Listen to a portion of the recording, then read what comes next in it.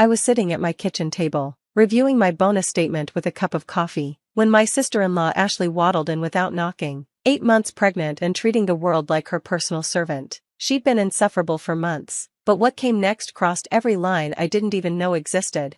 Perfect timing, she exclaimed, lowering herself onto my couch with a dramatic sigh. I need to talk to you about the baby's nursery fund.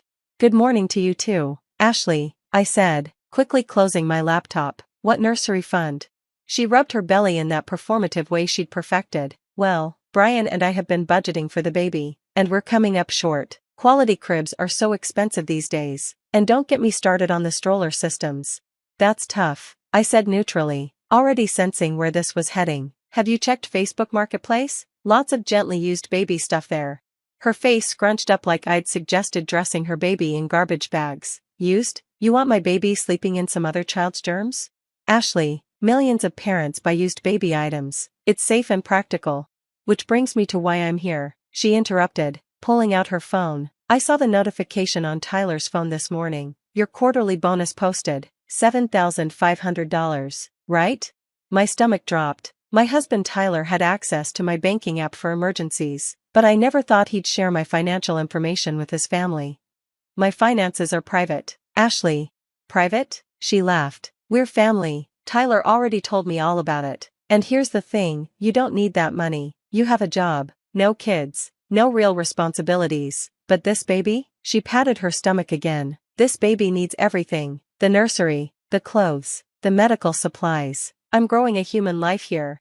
My name is Dana, and I'm a 30-year-old project manager at an engineering firm. I'd worked my way up from entry-level CAD technician to managing multi-million-dollar projects. Those quarterly bonuses? They were tied to project completions, representing months of overtime, weekend work, and stress-induced insomnia.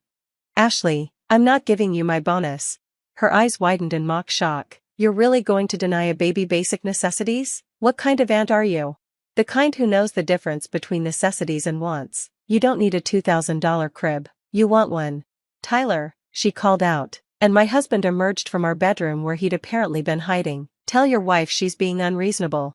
Tyler couldn't meet my eyes. Dana, maybe we should consider it. I mean, it is for the baby.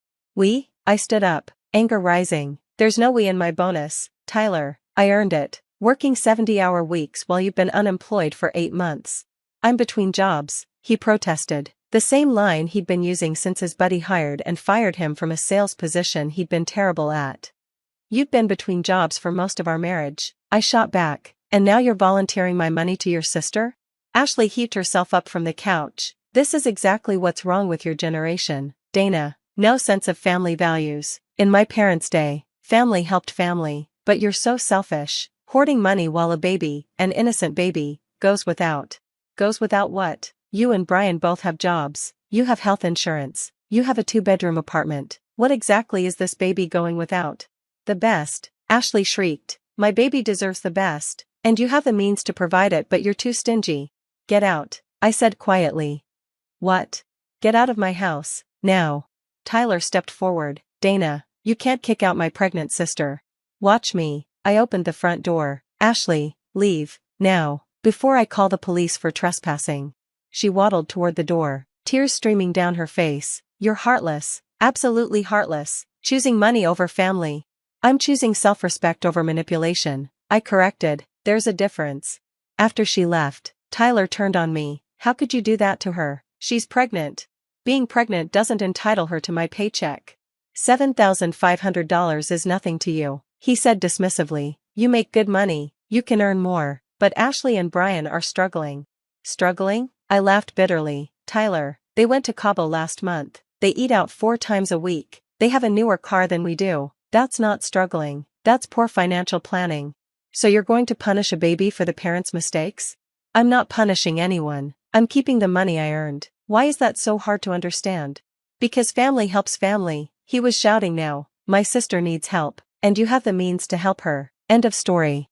You want to help your sister? Get a job and give her your paycheck. His face flushed red. That's not. I'm looking for the right opportunity.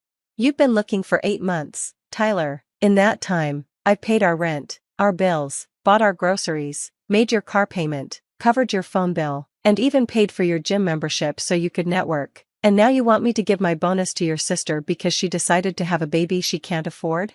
She can afford it, she just wants the best for her child. What's wrong with that? Nothing's wrong with wanting the best. Everything's wrong with demanding someone else pay for it. You're being a selfish bitch, he said coldly.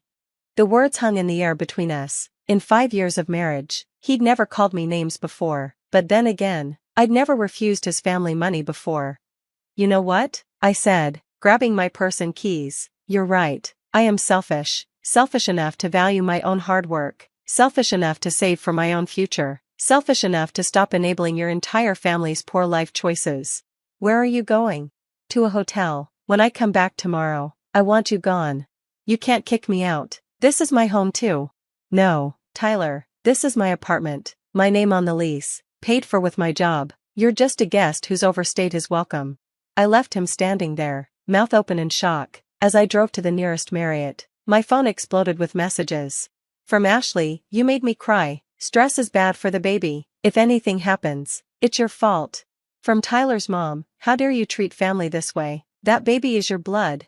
From Brian, Ashley's husband really disappointed in you. Dana, thought you were better than this. From Tyler, please come home. We can talk about this. Maybe just give her half? I turned off my phone and checked into the hotel. For the first time in months, I slept peacefully without worrying about Tyler's snoring or what new financial demand his family would make. The next morning, I called my lawyer friend Rachel. I need a divorce attorney, the best you know. Finally, she exclaimed, what was the last straw? I gave her the short version. She whistled low. They wanted your bonus for baby stuff? That's a new one. Usually it's for medical emergencies or housing crises, not designer cribs. Can you help me protect my assets? Already texting you a contact. Don't worry, Dana, you've been smart keeping finances separate. This should be clean. When I returned to the apartment that afternoon, Tyler was gone, but he'd left a note. Staying with mom and dad. Can't believe you're ending our marriage over money. Ashley's right, you're heartless. P.S. The electric bill is due Friday. I laughed at that last line, the audacity of reminding me about a bill he'd never once paid. Over the next few days, the family harassment intensified. Tyler's parents called me crying about how I was tearing the family apart. Ashley posted cryptic Facebook statuses about toxic people who value money over innocent babies. Various cousins and aunts reached out to lecture me about family values. But the tune changed dramatically by the end of the week. It started with Tyler calling from his mom's phone, panic in his voice. Dana, the apartment company called. They said the rent check bounced?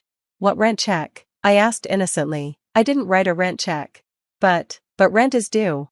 Yes, it is, to the tune of $1,800. Better figure that out quickly. Late fees start accumulating after the 5th. I don't have $1,800. Maybe ask Ashley. Oh wait, she needs money for the baby. Maybe get a job? I hear Target is hiring. This isn't funny, I could be evicted. You're not on the lease, remember? You can't be evicted from a place you don't legally live in. I, however, can have you removed for trespassing if you try to come back. The phone went quiet. Then I heard muffled conversation in the background. His mother's voice rose. What do you mean she pays all the bills?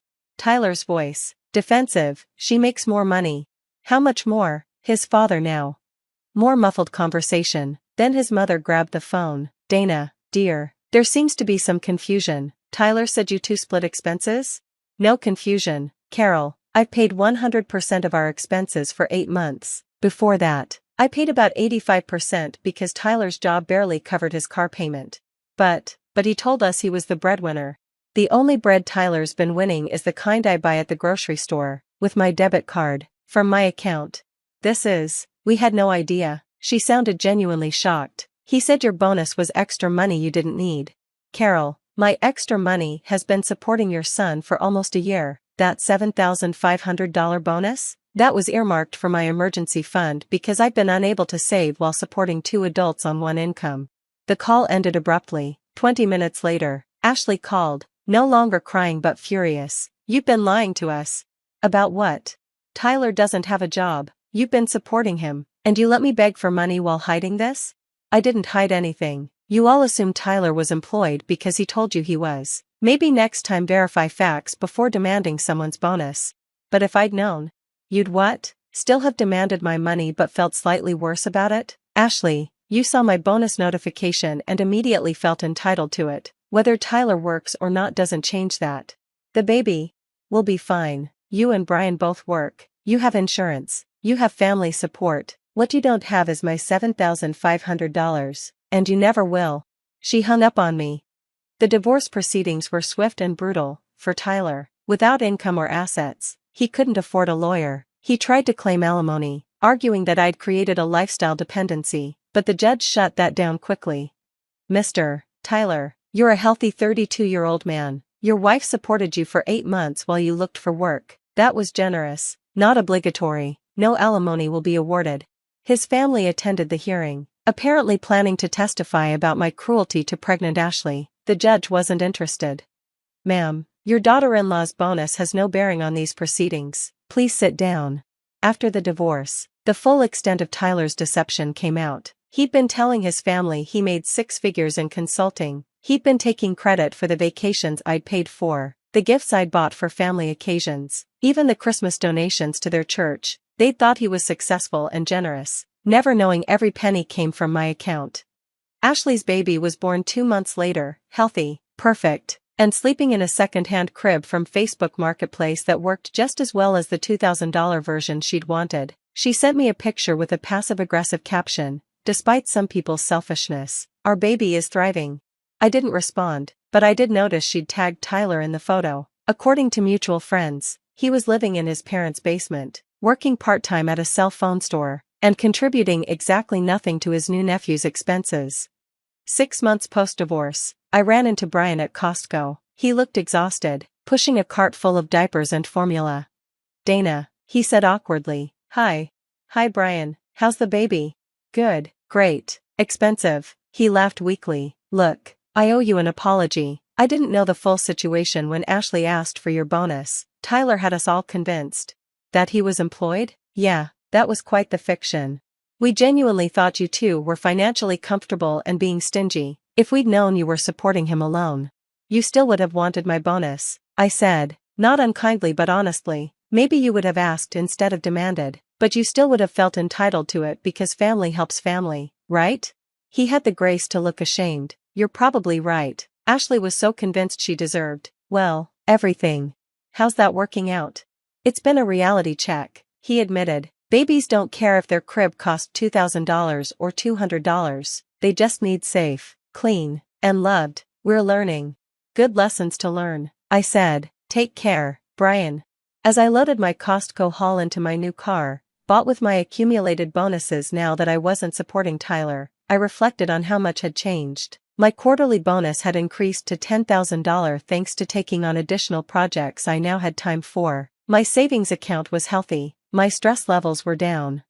And Tyler? Last I heard, he was still living with his parents, still working retail, still waiting for the right opportunity. His family had stopped enabling him after discovering his lies, but old habits die hard. He'd recently started dating someone new, and according to the gossip mill, was already hinting about moving in together so he could focus on his career goals.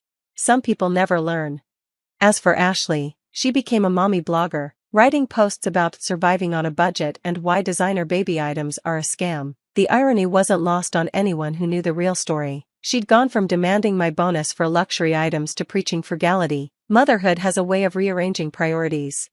But here's what I learned: your bonus is yours, your hard work is yours, your success is yours, and anyone who tries to guilt you into sharing it, whether they're pregnant, family, or both, is showing you exactly who they are. The $7,500 Ashley wanted for her designer nursery? It's now part of my house down payment. Because that's what happens when you protect your financial boundaries. You build your own future instead of funding someone else's present. Being called heartless for keeping your own money isn't heartless, it's smart. And if that makes me selfish, then I'll be selfish with my head held high and my bank account intact. If you're watching this and facing similar demands, remember, babies don't need $2,000 cribs. They need love, care, and parents who live within their means. Your bonus isn't a family fund, it's your reward for your hard work. Don't let anyone, pregnant or not, convince you otherwise. Thank you for watching my story. Protect your bonuses, set your boundaries, and never apologize for keeping what you've earned. A year ago, at the age of 33, I found myself facing a divorce from my 39-year-old husband of 7 years. We had met during an internship where he was training as a surgeon, and our relationship had flourished. Despite both achieving our career goals, our marital bliss took a nosedive, particularly when my mother-in-law, Karen, moved in with us. Karen never concealed her disdain for me, convinced that I was with her son solely for financial gain. Although my husband willingly supported me as a stay-at-home wife, I brushed off Karen's attitude as typical mother-in-law behavior. However, my complacency waned when I noticed her growing close to a female friend of mine, Caitlin. Karen consistently brought up Caitlin in conversations, even comparing us in front of my husband. Initially, I believed Karen was attempting to steer my friend towards my husband, thinking Caitlin was a more suitable match. I couldn't have been more mistaken. It turned out that my husband was the one pursuing Caitlin, having cheated on me with her for over 2 years. When he finally requested a divorce, he openly admitted his infidelity and his desire for Caitlin to replace me in his life. The pain and anger I felt were magnified when he offered me alimony, which I promptly declined, wanting no part of his money. To add insult to injury, both my ex-husband and mother-in-law mocked me, claiming they were doing me a favor by offering a financial head start. They doubted my ability to survive without their support, confidently asserting that I would come crawling back within 6 months. Little did they know that as soon as the divorce proceedings were finalized, I had a different plan in mind. After securing a cozy apartment with my savings, I delved into the job market, eager to move forward. Soon enough, I landed an interview for a high-ranking position at a prestigious private clinic. It was there that I crossed paths with Garrett, my now fiancé, who happened to be my boss. What began as a typical office romance turned into a whirlwind. Within 4 months of dating, Garrett proposed, offering me the choice to continue working alongside him or opt for a comfortable life as a stay-at-home partner. As I navigated this new chapter, my ex-husband remained largely absent from my thoughts. Pride prevented me from indulging in the post-breakup habit of stalking his social media. However, about a week ago, my ex reached out, expressing a desire to talk. Initially, I dismissed and blocked him upon discovering the message's origin. Yet persistence prevailed, and the following day he showed up at my workplace. After some reluctance, I agreed to a lunch meeting, expecting a one-on-one conversation. To my surprise, his mother joined us. During the lunch, my ex went on a remorseful tirade, expressing regret for their past actions and desperately seeking forgiveness. The climax was their pitiful request for me to take him back. Unimpressed, I labeled their plea as pathetic and reminded them of their earlier prediction that I would be the one crawling back to them within 6 months. Despite my firm rejection, they persisted in begging, painting a picture of life returning to its previous state. As my lunch break neared its end, I firmly declined and asked them to leave me alone. I asserted that I now had a fiancé, who I proudly claimed was 100 times better than my ex-husband. Leaving the scene, I taunted my ex by vaguely mentioning my fiancé as someone from work. Upon returning, I shared the bizarre encounter with Garrett, who promised to investigate the situation. The next 2 days unfolded with an air of anticipation. Upon obtaining the information, Garrett's investigative team uncovered a disturbing revelation about my ex-husband. It appeared that, driven by ego and negligence, he had left an item inside a patient during one of his surgeries. The patient, upon discovering this, promptly filed a lawsuit against the hospital, which responded by terminating my ex-husband. The ongoing lawsuit posed a significant threat to his medical license. Understanding the gravity of the situation, I realized why my ex-husband and mother-in-law were desperately seeking my forgiveness. However, I turned to seek the perspective of others, posing the question, am I the a-hole for refusing to take my ex-husband back despite their pleas? In the first update, I shared that 2 days after the lunch confrontation, Garrett handed me an envelope containing a report filled with inaccuracies and lies aimed at discrediting me. It was evident that my ex-mother-in-law and her son were behind this attempt to tarnish my reputation. The letter emphasized my relationship with a coworker and referenced company policies, revealing they had done some research. Ironically, they failed to realize that my co-worker boyfriend was the owner who had implemented those policies. I chose to ignore their efforts, anticipating that it might not be the end of their schemes. In the second update, I confirmed my suspicions as letters inundated our mailbox, filled with complaints about me. Fake accounts posted negative reviews on our clinic's review site, all part of their orchestrated attempt to sabotage my career. Despite the fake nature of these accounts, the relentless assault on my professional reputation was unnerving. The situation made me reflect on the potential consequences had I not been in a relationship with Garrett. As I grappled with these challenges, I couldn't help but wonder about the lengths they were willing to go to destroy my career. The updates unfolded with a mix of gratitude for support received and apprehension about the ongoing efforts to undermine my professional life. I chose to build my life without them, refusing to be their lapdog once again. Contemplating revenge, I set my sights on something equally significant: his marriage. Aware of my ex-friend's jealousy, I envisioned her dismay upon learning that he was attempting to return to me, the woman they had deemed useless. Seeking a taste of their own medicine, I wondered what you guys thought of my plan. In the third update, I executed my revenge, creating a new Instagram account. I easily found my ex-friend Caitlin, who, despite her husband's job loss and impending court case, portrayed a life of luxury on social media. Her posts flaunted shopping sprees, cozy dates, and notably her pregnancy. Discovering that she had married the man-child ex-husband just 2 months after our divorce stung, considering the wasted 7 years of my life. Nonetheless, armed with this information, I initiated a conversation with her, gradually forming a friendship. Over a month, I subtly planted seeds of doubt, playing the role of a caring friend while learning about her marital troubles. Once convinced she was where I wanted her, I called my ex-husband, convincing him to meet privately to discuss rekindling our marriage. I informed my fiancé, ensuring everything was stable for the upcoming events. At the meeting, I found him nervously happy, relishing in the twisted satisfaction of knowing his joy would soon turn sour. Implementing stage 1 of the plan, I set the rule that he must refer to me in the third person. Confused but compliant, he played along. Transitioning to stage 2, I used leading questions to extract information about his marriage. As expected, he unleashed a torrent of slander, detailing his unhappiness, lack of love for his wife, and regrets about leaving me. He even expressed distaste for the unborn child, wishing for a miscarriage. He willingly threw his current wife under the bus, outlining explicit plans to return to me at the first opportunity.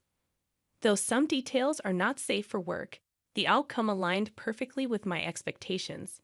He willingly exposed his true colors, confirming that my revenge plan was succeeding.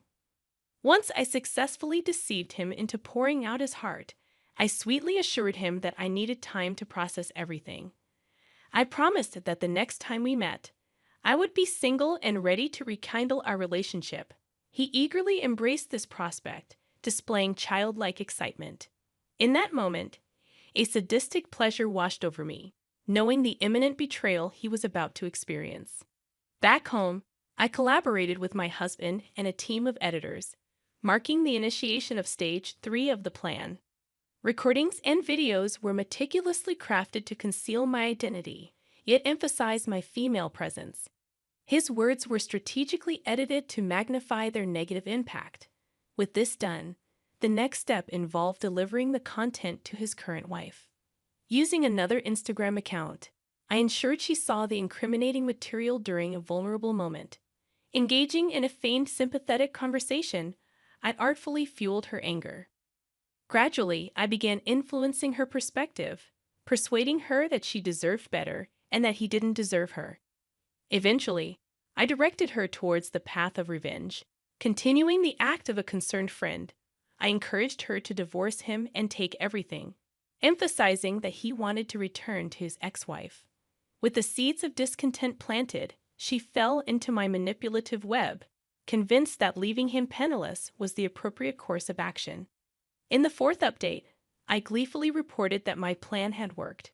A week after the revelation, he called me in a fit of rage, threatening retaliation for deceiving him. Calmly listening to his tirade, I laughed with my fiancé, reveling in the success of my scheme. Soon after, I received a message from my newfound bestie, announcing the commencement of the divorce process. With the money I provided, she secured a formidable lawyer, ready to leave him financially depleted. As usual, I continued my manipulative influence, planting sinister ideas in her mind. Once convinced that she had turned against him, I disappeared, citing business as an excuse. The onslaught of letters also ceased, signaling the apparent success of my elaborate plot. So, it seemed they had finally realized I wouldn't be getting fired anytime soon. After the whole divorce ordeal and my ex-husband going off on me, I received a surprising message from him just 1 month and a few days later. He claimed he wanted to apologize for what happened. Initially shocked and suspicious, my doubts were confirmed when he suggested we have dinner on him as an apology gift. He also expressed a desire to discuss the possibility of rekindling or at least becoming friends again, emphasizing that we were friends before lovers. Discussing this with my fiancé, we both harbored suspicions and decided to play along. My fiancé had someone discreetly watch and follow him to uncover any potential ulterior motives. It didn't take long for the suspicions to be validated. 3 days before the planned date, he visited a store known for its background deals on certain substances, including roofies. Upon further investigation, it became clear that he intended to drug me during the date, film compromising scenes, and then use it as leverage for various purposes, possibly including blackmail, money, rekindling the relationship, or assistance with his court case. The horrifying realization of his intentions left me horrified. Reacting to this revelation, my fiancé proposed a counterplan, suggesting we give him a taste of his own medicine. The day before the scheduled dinner, we arranged for a male stripper to discreetly follow me on the date, keeping a distance until the drugged food or drink was switched.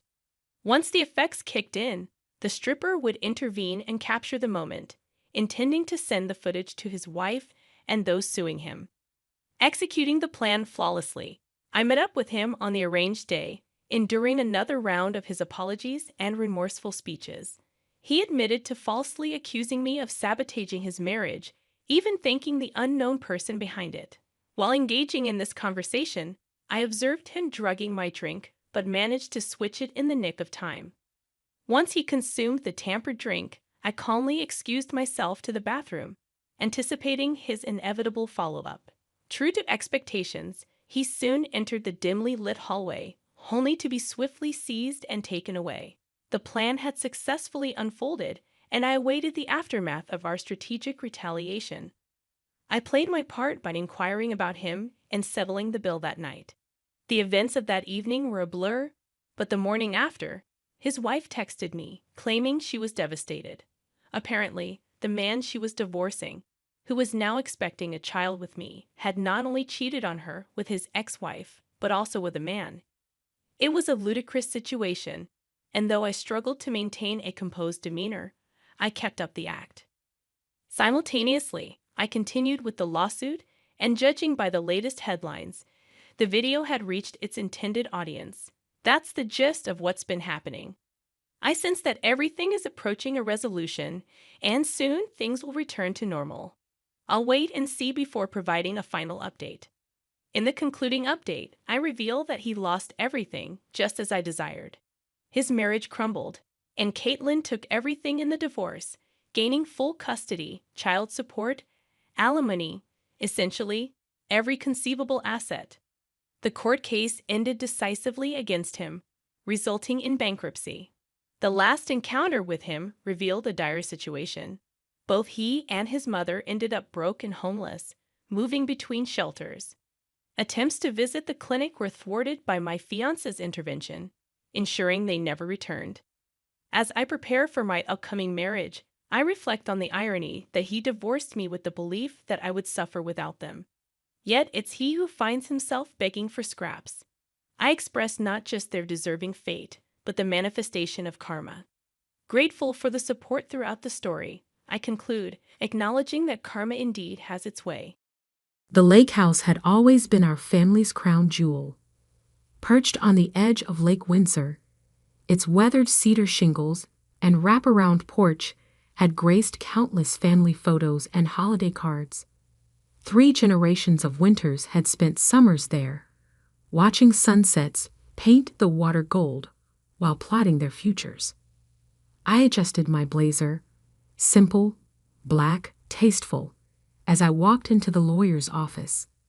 My sister Audrey was already there, of course, wearing something designer and inappropriate for a will reading.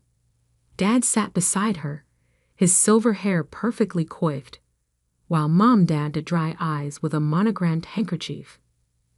They were nothing if not committed to appearances. "Catherine," Dad nodded curtly, "you're late."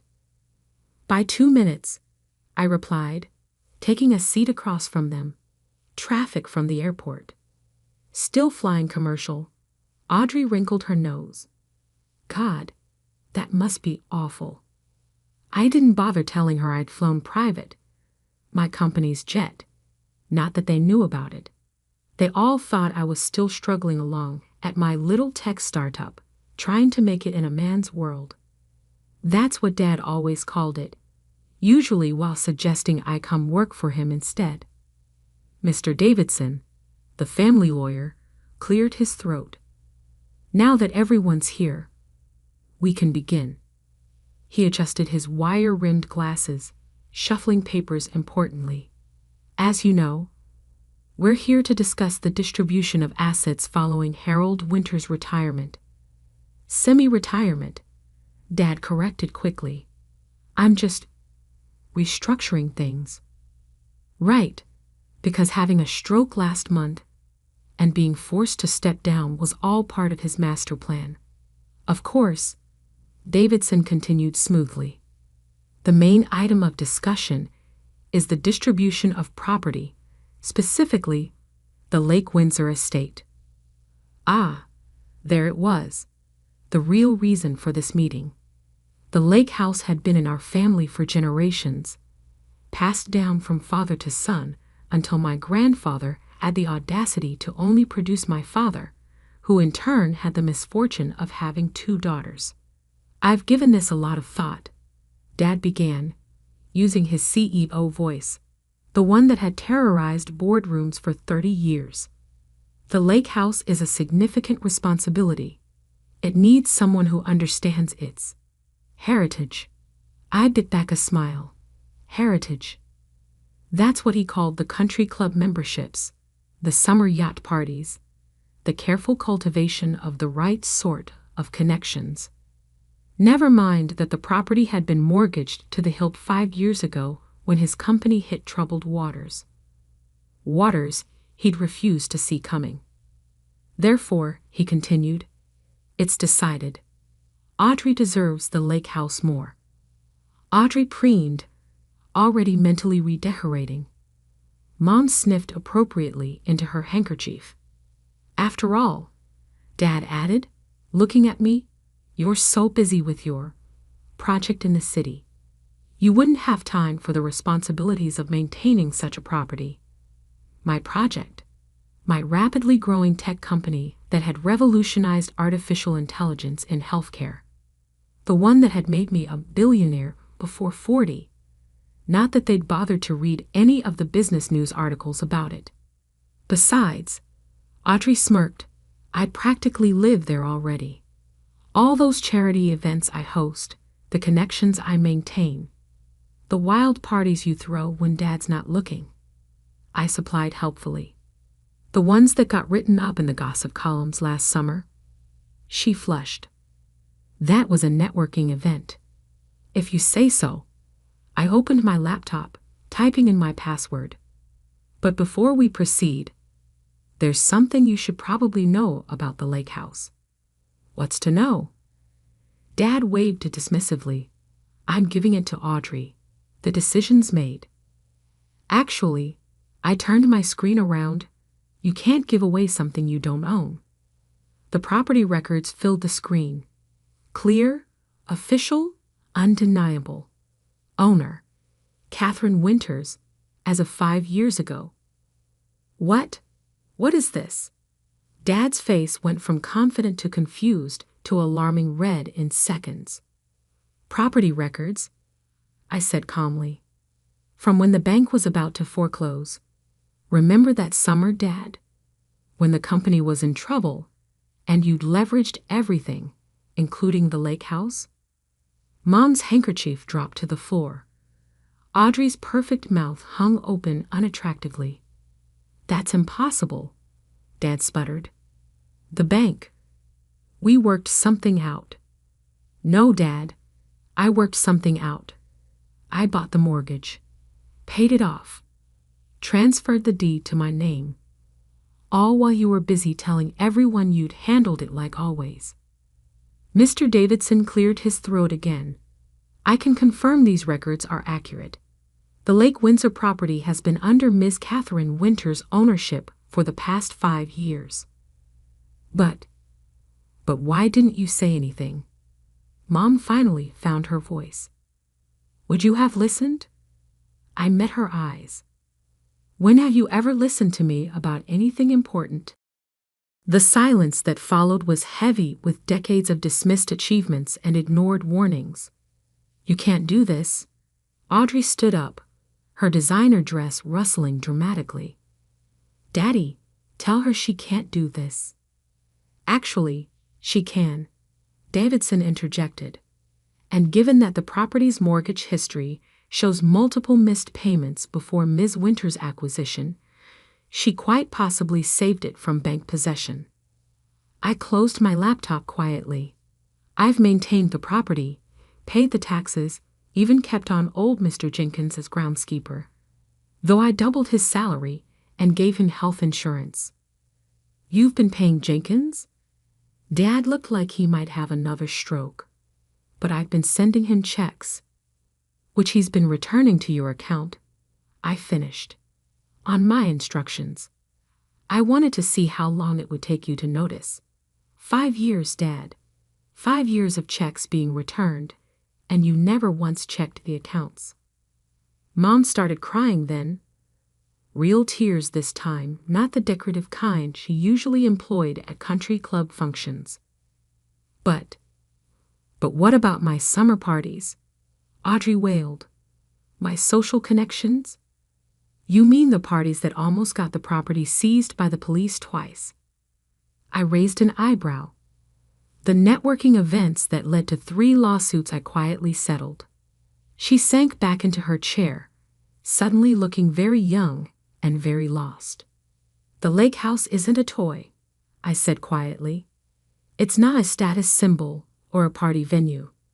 It's the last piece of our real family heritage, before everything became about appearances and social climbing. And I protected it, just like I tried to protect the company before Dad stopped listening to my warnings about digital transformation. My company is fine, Dad snapped, but without his usual conviction. Your company's stock dropped 60% last quarter, I corrected. You're losing market share to tech-focused competitors, which is why I bought controlling interest last week. That was the other bomb I'd planned to drop today. Might as well get it all out at once. You what? Dad gripped the armrests of his chair. We can discuss the company later. I stood up, gathering my things. For now, let's focus on the lake house. I'll have my assistant send over the summer schedule. You're all still welcome to use it, under proper supervision, with signed agreements about liability and behavior expectations. Like children, Audrey spat. You're treating us like children. No, I headed for the door. I'm treating you like the irresponsible adults you've proven yourselves to be. Mr. Davidson will send over the paperwork. Oh, and Audrey? The next time you want to throw a networking event, try actually networking. Your Instagram followers don't count as business connections. I left them there, surrounded by their shattered assumptions and crumbling pride. Through the window, I could see the lake in the distance, its waters calm and unchanging. Just like the truth I'd been protecting all these years. Because sometimes the best revenge isn't just owning something, it's being the only one who truly understood its value in the first place. The drive to the lake house felt different now that everything was in the open. My Tesla glided silently along the familiar curves of Lake Windsor Road, past the gates that now had my company's security system discreetly installed. Mr. Jenkins waited at the end of the driveway, his weathered face breaking into a warm smile. "Ms. Catherine," he touched his cap. They'd been calling non-stop. I expected as much. I handed him a coffee, his usual order from the artisan roaster in town. "Any actual emergencies?" "Well," he chuckled. "Miss Audrey tried to get in with a moving van this morning. Said she was claiming her rightful property before you could change the locks. Which were already changed last week," I finished, remembering the security update notification on my phone. "How did she take it?" "Had quite a fit. Threatened to call the police until I showed her the new property registration and security protocols. Then she peeled out in that fancy car of hers, spraying gravel everywhere." He shook his head. "Your father showed up about an hour ago. He's waiting on the porch." Of course he was. Dad had always treated the lake house's wraparound porch like his personal throne room, holding court while overlooking his domain. Except it wasn't his domain anymore. "Thanks, Howard. Take the afternoon off. Full pay, of course." "Actually," he hesitated, "I'd rather stay, in case they come back." I nodded, understanding his loyalty. He'd watched me grow up here, had taught me to fish off the private dock while Audrey complained about the smell. He'd been the one to quietly alert me when Dad started missing mortgage payments 5 years ago. Dad stood as I approached, trying to maintain his CEO posture despite the slight tremor in his left hand, a remnant of the stroke that he pretended hadn't changed everything. "Catherine," he began, then stopped, taking in my appearance. The simple blazer he'd mocked earlier was Armani. The practical flats were Louboutin. Small details that spoke of wealth. Real wealth, not the leveraged lifestyle he'd maintained. "You look successful," he said finally. "I am successful, Dad. You just never bothered to notice." He sank into one of the handcrafted Adirondack chairs, the ones I'd had specially made by local artisans, replacing the gaudy imported furniture Audrey had insisted on. "The company," he said, staring out at the lake. "You really bought controlling interest. 47% of voting shares." I took the chair opposite him. Another 15% in proxy agreements with board members who've lost faith in the current leadership. "Lost faith?" His voice cracked. "I built that company. And then you stopped building, stopped innovating, refused to see that the market was changing." I pulled out my tablet, bringing up the company financials. "Look at these numbers, Dad." "Really look at them." He did, and I saw the moment reality finally broke through his denial. The declining profits, the market share bleeding to tech-focused competitors, the innovation gap that was becoming a chasm. "It's not too late," I said quietly. "The company has good bones, a strong foundation. It just needs to evolve." "Under your leadership," he said bitterly. "Under competent leadership. Something you used to understand before you started caring more about your golf handicap than quarterly R&D reports." That hit home. He'd missed 3 board meetings this year alone, all for golf tournaments. And the lake house? He gestured around us. Was this just another hostile takeover? No, Dad. This was me protecting our real legacy. The one place in our family that still meant something true. I stood up, walking to the porch railing.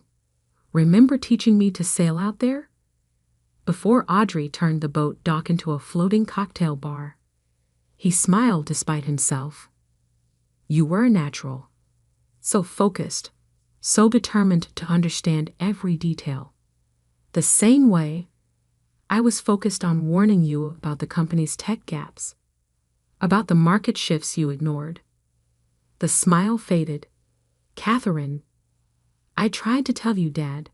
For years I tried. But you and Audrey were too busy playing aristocrats to see what was happening. The missed mortgage payments, the declining market share, the competitors eating away at your core business. So you just took over? Secretly bought everything out from under us? No, I turned back to face him. I built something of my own first, made my own fortune, my own name. Then I protected what mattered while you were busy pretending nothing needed protecting. My phone buzzed, a notification from the security system. Audrey's back. With Mom this time. The Mercedes swept up the driveway moments later, gravel crunching under expensive tires. Mom emerged first, still dadding at her eyes.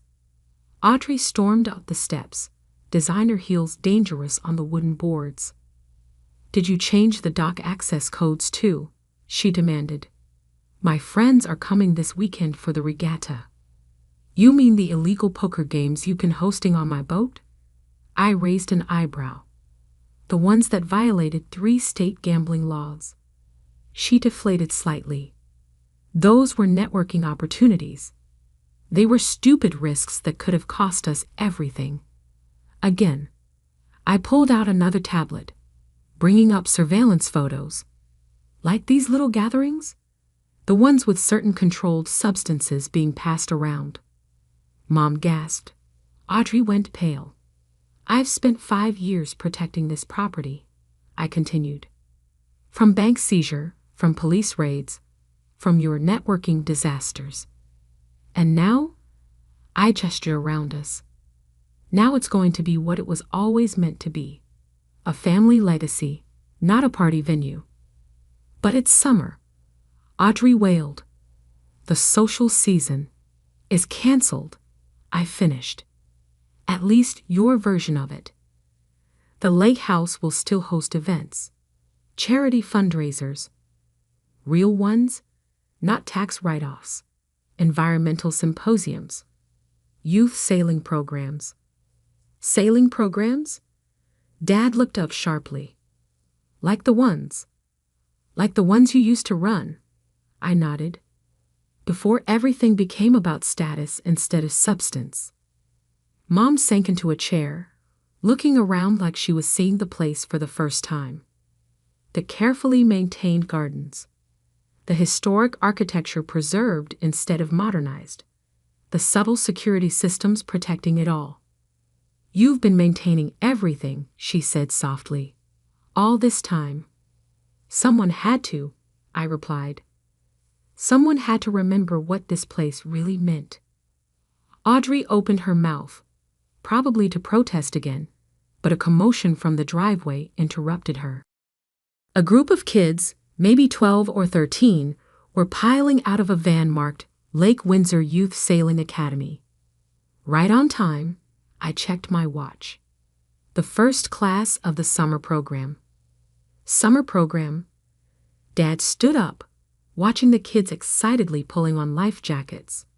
You're really teaching kids to sail? Yes, starting with those who could never afford lake access before. I smiled at Howard, who was already heading down to help with the boats. Some things are worth more than social status, Dad. Some legacies are about more than just money. The kids' laughter carried across the water, bright and real and full of possibility, just like the lake house used to be, before we all grew up and forgot what mattered. You can stay, I told my family. Watch what this place is supposed to be. Or you can leave and keep pretending nothing's changed. Your choice. Because sometimes the best revenge isn't just taking control, it's restoring something to its true purpose, even if others have forgotten what that purpose was. 3 months after the revelation at the lawyer's office, Lake Windsor sparkled under a perfect summer sunset. The sound of children's laughter mixed with the gentle lapping of waves against the dock, so different from the thumping bass of Audrey's parties that used to echo across the water. I stood on the porch, watching the last sailing class of the day return to shore. Howard Jenkins supervised as the kids properly stowed their gear, teaching them the same respect for equipment and tradition that he'd once taught me. "They're good kids," a familiar voice said behind me. "Quick learners." I turned to find Dad watching the scene, leaning slightly on his cane, a concession to reality he'd finally accepted after the second minor stroke scare. "They appreciate the opportunity," I replied, "unlike some people who took it for granted." He nodded slowly, lowering himself into one of the Adirondack chairs. "Like I took the company for granted?" That was new. Dad admitting mistakes wasn't exactly a family tradition. "The board meeting went well today," I said, taking the chair beside him. "The tech integration plan is ahead of schedule." "So I heard." He managed a small smile. "The stock's up 30% since you took over. The same analysts who used to kiss my golf shoes are now calling you a visionary leader." "Funny how that works." "You know," he turned to face me, "I actually read your original proposal. The one you sent 3 years ago, warning about our technology gap." "You mean the one you dismissed as unnecessary panic and feminine overthinking?" He flinched. "I was wrong. About everything. The company, the lake house. You." Before I could respond, the sound of tires on gravel announced another arrival. Audrey's Mercedes pulled up, but something was different. Instead of her usual designer outfit, she wore simple business casual. Her hair was pulled back practically, and she carried a laptop instead of a designer bag. "Sorry I'm late," she called out, hurrying up the steps. "The coding class ran over." I raised an eyebrow. "Coding class?" She flushed slightly. "After you. After everything, I started taking some courses. Thought I should understand what's actually happening in the company instead of just planning parties." She paused. "The instructor says I have a knack for user interface design." "She does," Dad confirmed. "Been helping the tech team make the new systems more user-friendly. Turns out all those years of social networking taught her something useful about how people interact with technology." I studied my sister, seeing her clearly for maybe the first time. The practiced artifice was gone, replaced by something almost genuine. "The summer program kids miss you," Howard called up from the dock. "They said you promised to teach them about digital navigation systems." Audrey actually brightened. "That's right. I brought the demonstration models." She hurried down to the dock, her practical shoes handling the wooden steps with ease. "She's different," I said quietly. "We all are," Dan replied. "Had to be. You didn't leave us much choice." Mom appeared from inside, carrying a tray of lemonade, not the fancy cocktails she used to insist on, but the same recipe Grandma used to make. "The foundation paperwork is ready," she said, setting down the tray. "The Lake Windsor Youth Education Fund. Full scholarships for sailing and technology programs." She smiled slightly. "I even convinced the country club ladies to donate." Amazing how interested in education they became when they realized you're now one of the richest women in the state. I took a glass of lemonade, watching as Audrey set up her demonstration on the dock. Kids gathered around her, genuinely interested as she explained how modern navigation systems worked. "You know," Dad said thoughtfully, "I never told you about my father, your grandfather, and how he got the lake house. He inherited it, I said. Like you were supposed to inherit it.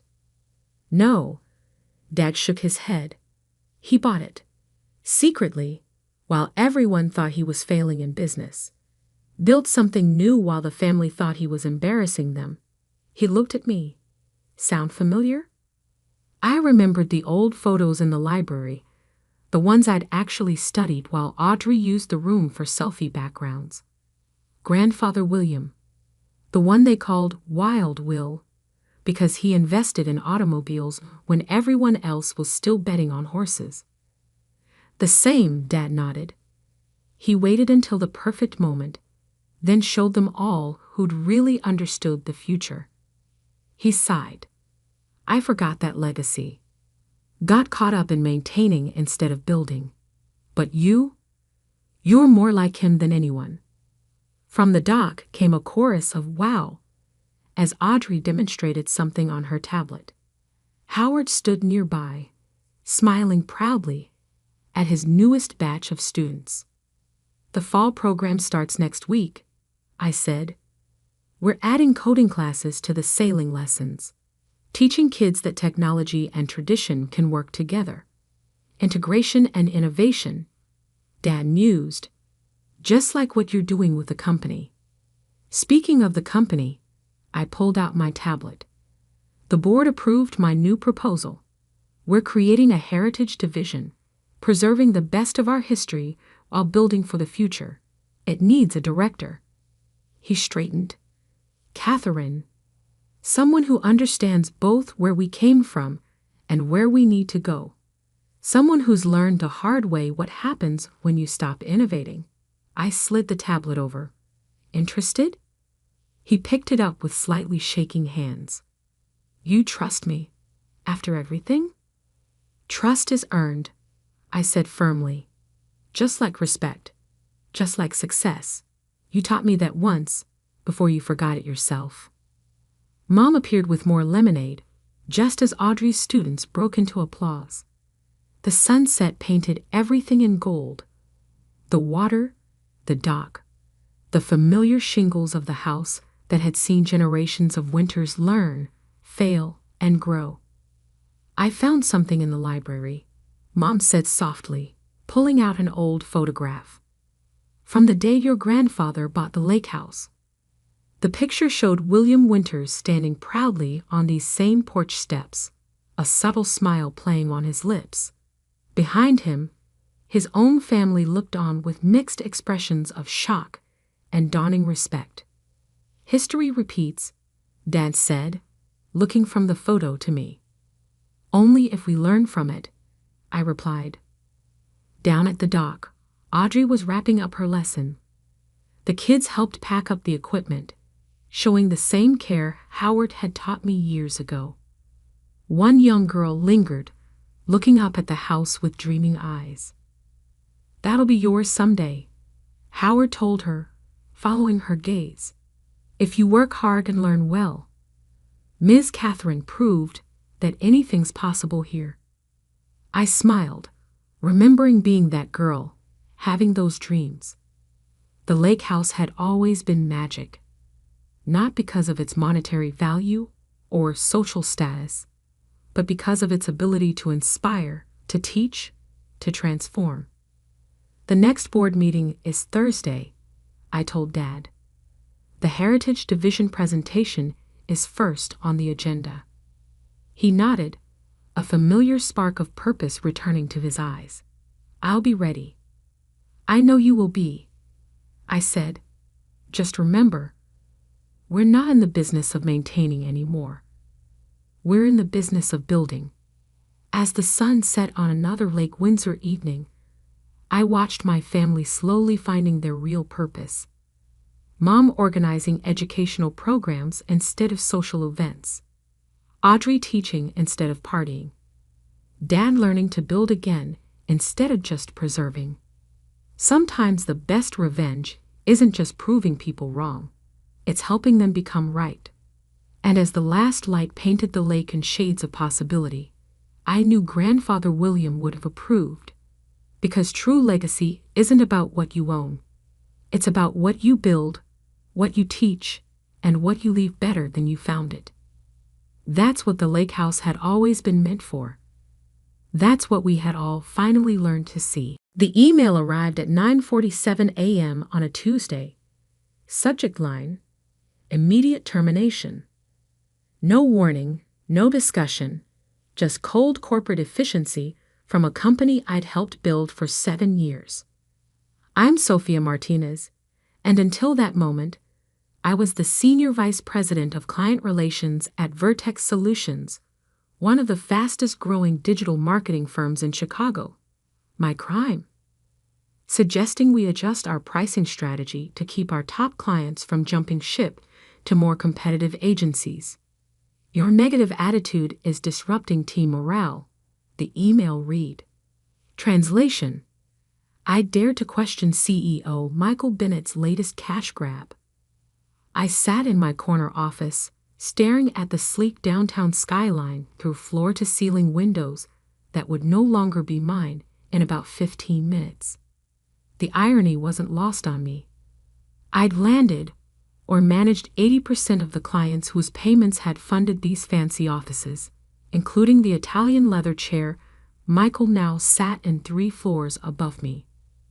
Right on cue, HR's Linda appeared at my door, security guard in tow. "We'll need your badge and laptop," she said, not quite meeting my eyes. We'd had lunch together last week. I handed them over without a word, then reached into my desk drawer and pulled out my personal notebook, the one where I'd documented every client interaction, every strategy, every relationship I'd built over 7 years. Michael had never understood that our business wasn't about flashy presentations or expensive lunches. It was about trust, about understanding what kept CEOs awake at night and solving problems they hadn't even recognized yet. "You'll need to sign these," Linda said, placing a stack of papers on my desk. Non-compete agreements, NDAs, standard corporate handcuffs.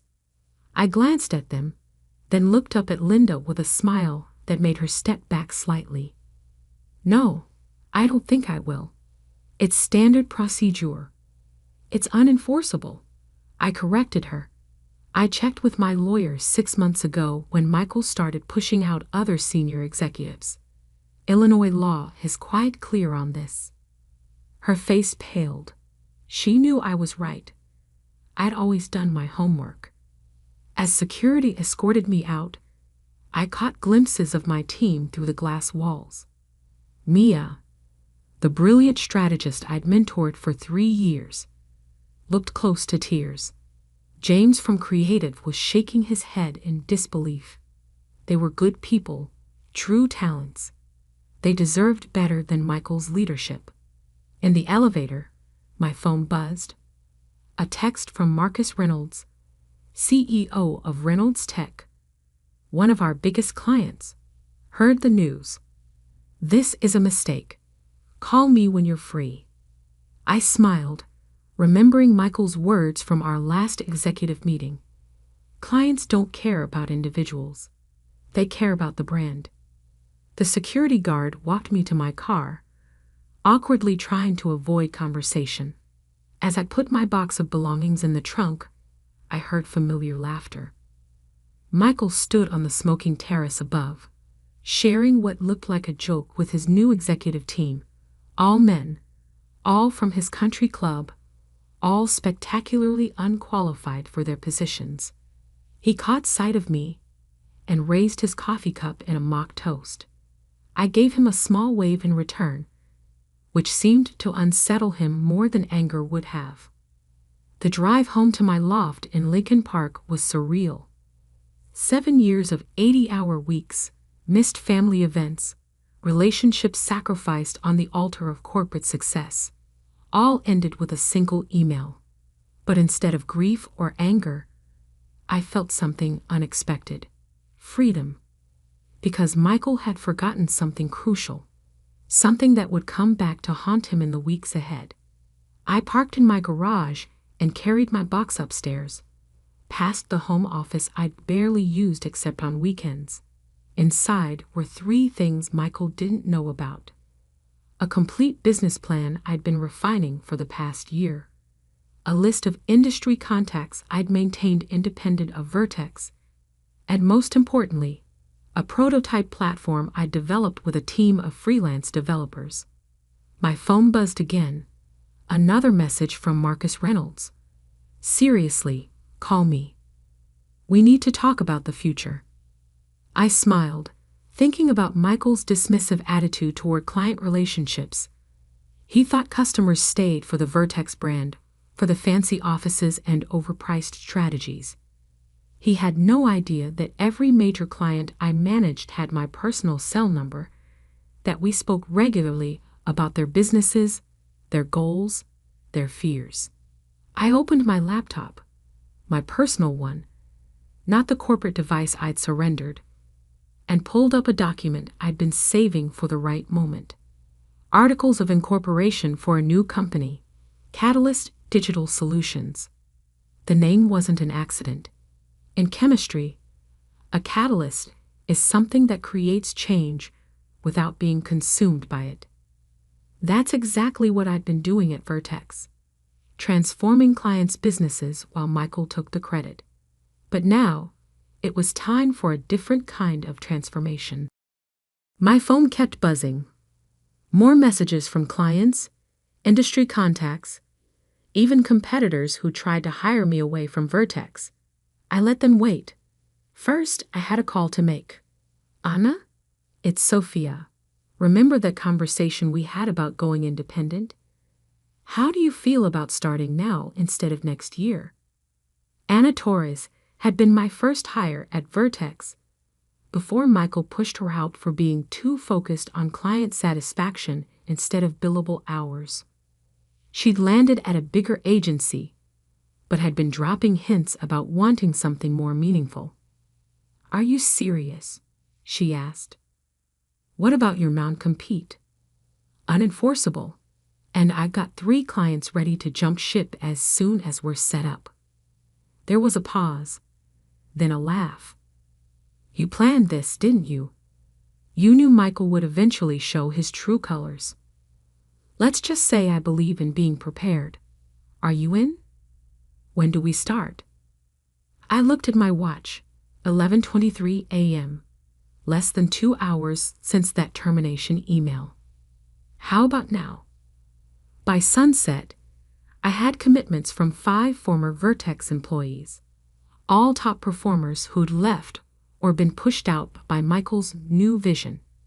Each brought unique skills, client relationships, and most importantly, a hunger to build something better. I ordered pizza and spread documents across my dining room table, market analyses, competitor profiles, financial projections. This wasn't just about revenge.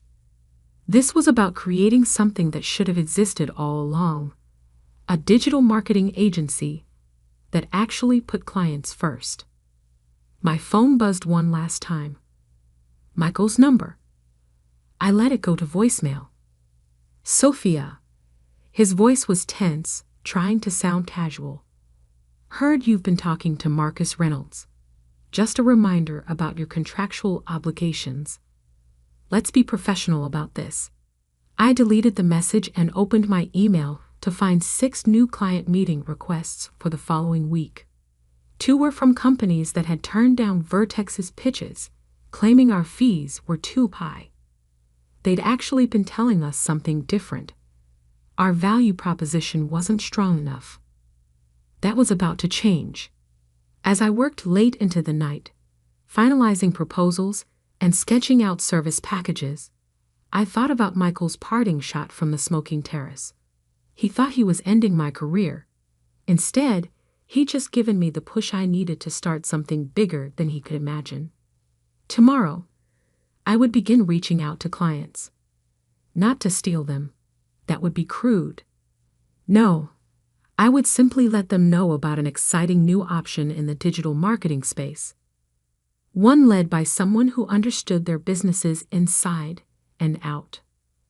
Michael thought he was the wolf, and I was the sheep. He was about to learn an expensive lesson about assumptions. And the best part? He'd never see it coming. 1 week after my termination, I sat in a sleek conference room at the Reynolds Tech headquarters, watching Marcus Reynolds read through my proposal for Catalyst Digital Solutions. The silence was heavy with potential. "This pricing structure," he said finally, looking up. "It's 30% lower than Vertex's, but with more deliverables." "Because we don't have to support unnecessary overhead," I replied. "No marble lobbies, no corporate retreats to Aspen, no bloated executive salaries, just results." Marcus nodded slowly. "And the team?" "Ana Torres handling strategy. James Chen running creative." "Yes, the same James who designed your last 3 campaigns." "Maria Rodriguez managing data analytics. All former Vertex stars who left for the same reasons I did." "Michael's going to have a fit," Marcus mused, a slight smile playing at his lips. "Michael's going to have bigger problems soon," I said quietly.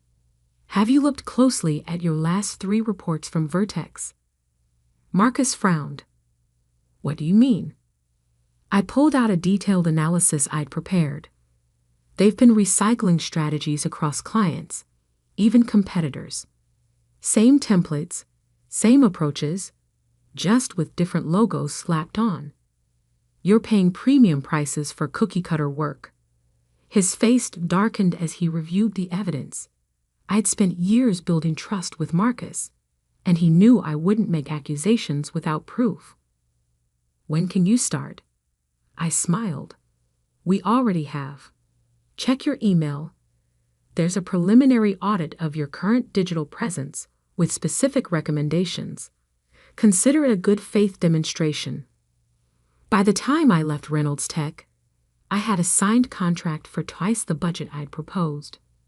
Marcus didn't just want to switch agencies, he wanted to send a message.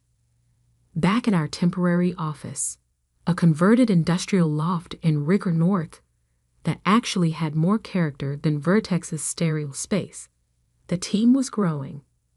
Word had spread that something new was brewing, and talent was flooding in.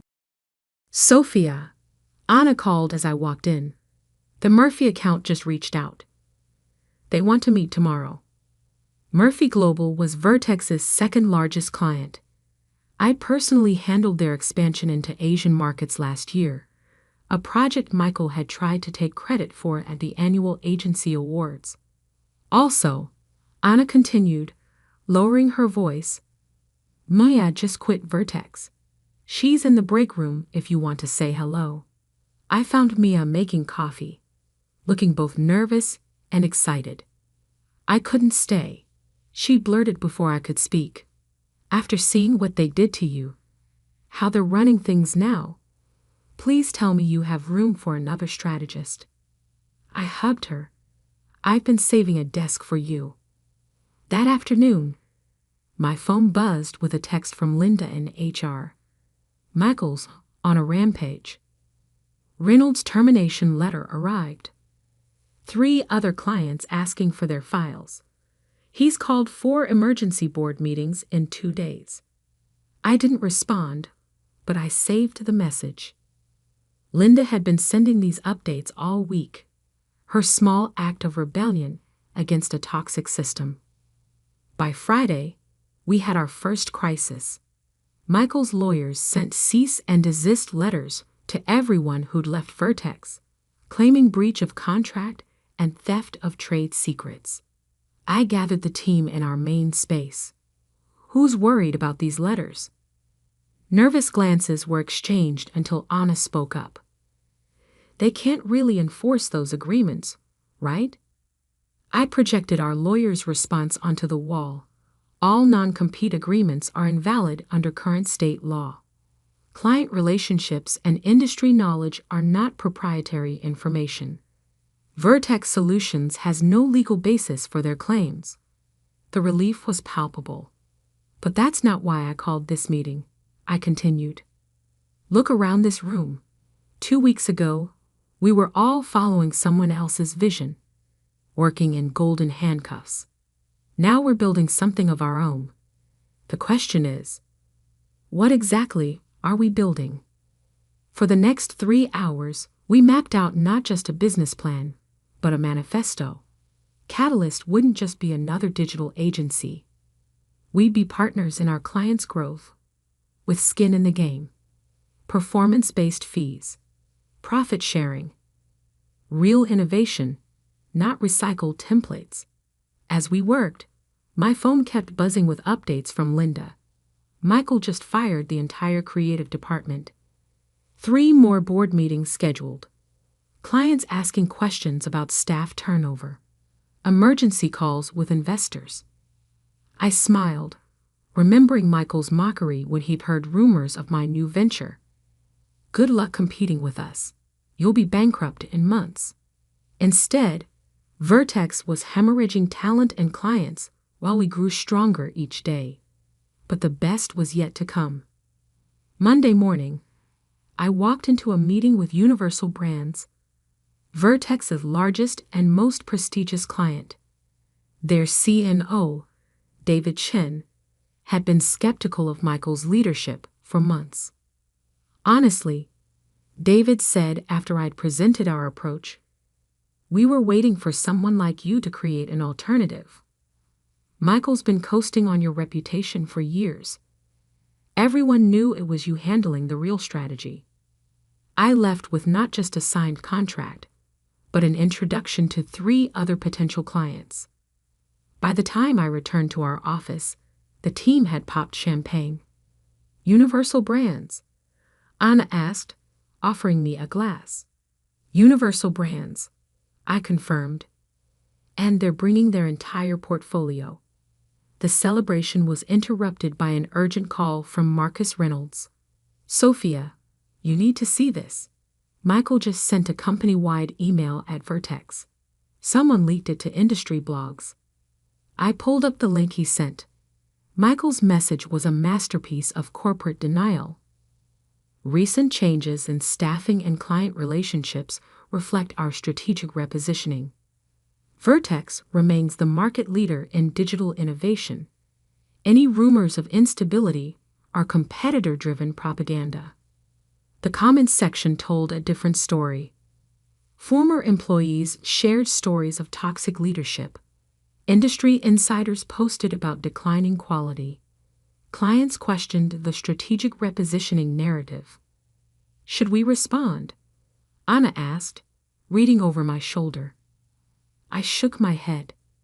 "We don't punch down. Let's focus on building something better." That evening, as I reviewed our growth projections, Linda sent one final update.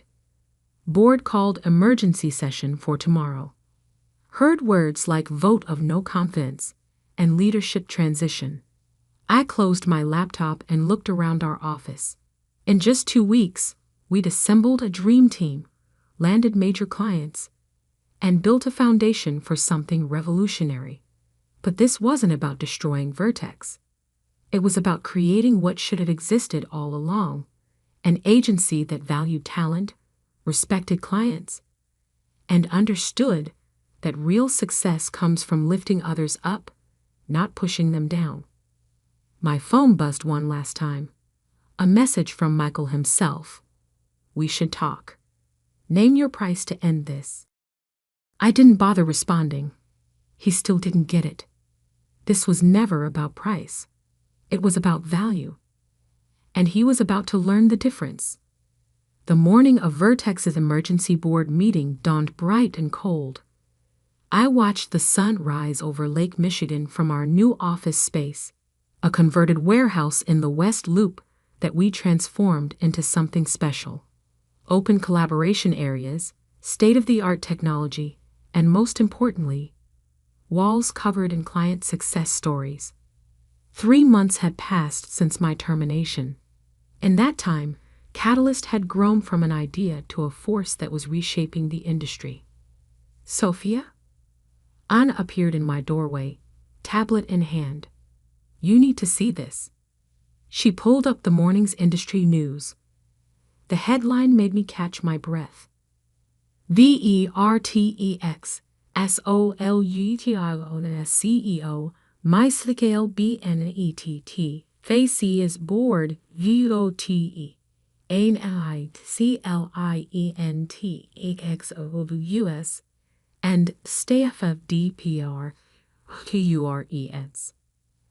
The article detailed everything: the loss of major accounts, the mass exodus of talent, and most damaging, anonymous quotes from current employees about mismanagement and toxic leadership.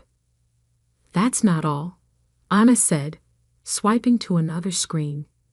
Our Q1 numbers just came in. I studied the figures, double-checking to make sure they were real.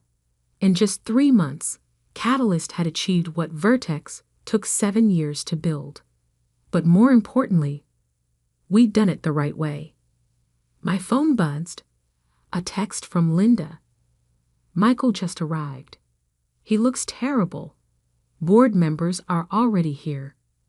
I set my phone down and turned to Anna. How's the Universal Brands campaign looking? Her smile was bright. We launched the new strategy yesterday. Their engagement metrics are up 300% from their best numbers with Vertex. Perfect timing, I murmured. Just then, Maria burst into my office. The Thompson Group is here for their pitch meeting. And Sophia, you're not going to believe who's with them. I walked into our main conference room and had to suppress a smile. Sitting there was not just the Thompson Group's executive team, but also Robert Chase, chairman of Vertex's board. Ms. Martinez, Robert said, standing to shake my hand. I hope you don't mind me crashing this meeting. I've been hearing interesting things about Catalyst. Not at all, I replied smoothly. We believe in transparency here. The next hour was a masterclass in everything we built. We showed them real results, innovative strategies, and most importantly, a team that worked together seamlessly.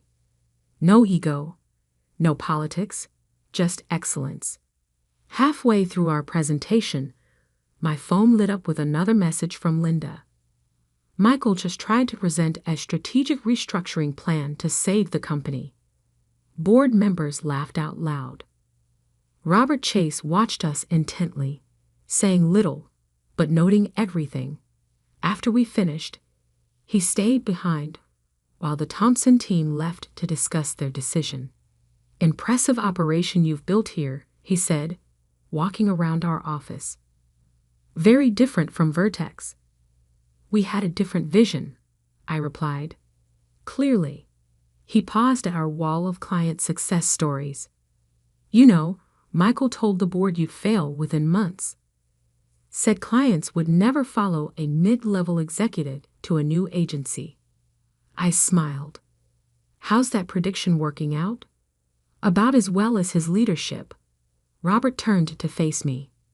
The board is voting today on his removal, but we have a bigger problem. The company is bleeding talent and clients. Our stock has dropped 40% in 3 months. Sounds challenging. It is. Which is why I'm here. He pulled out a folder. We want to acquire Catalyst. I blinked. This I hadn't expected.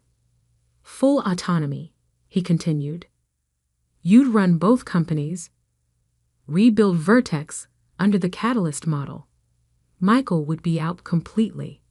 Interesting offer, I said carefully. Why not just hire me back as CEO?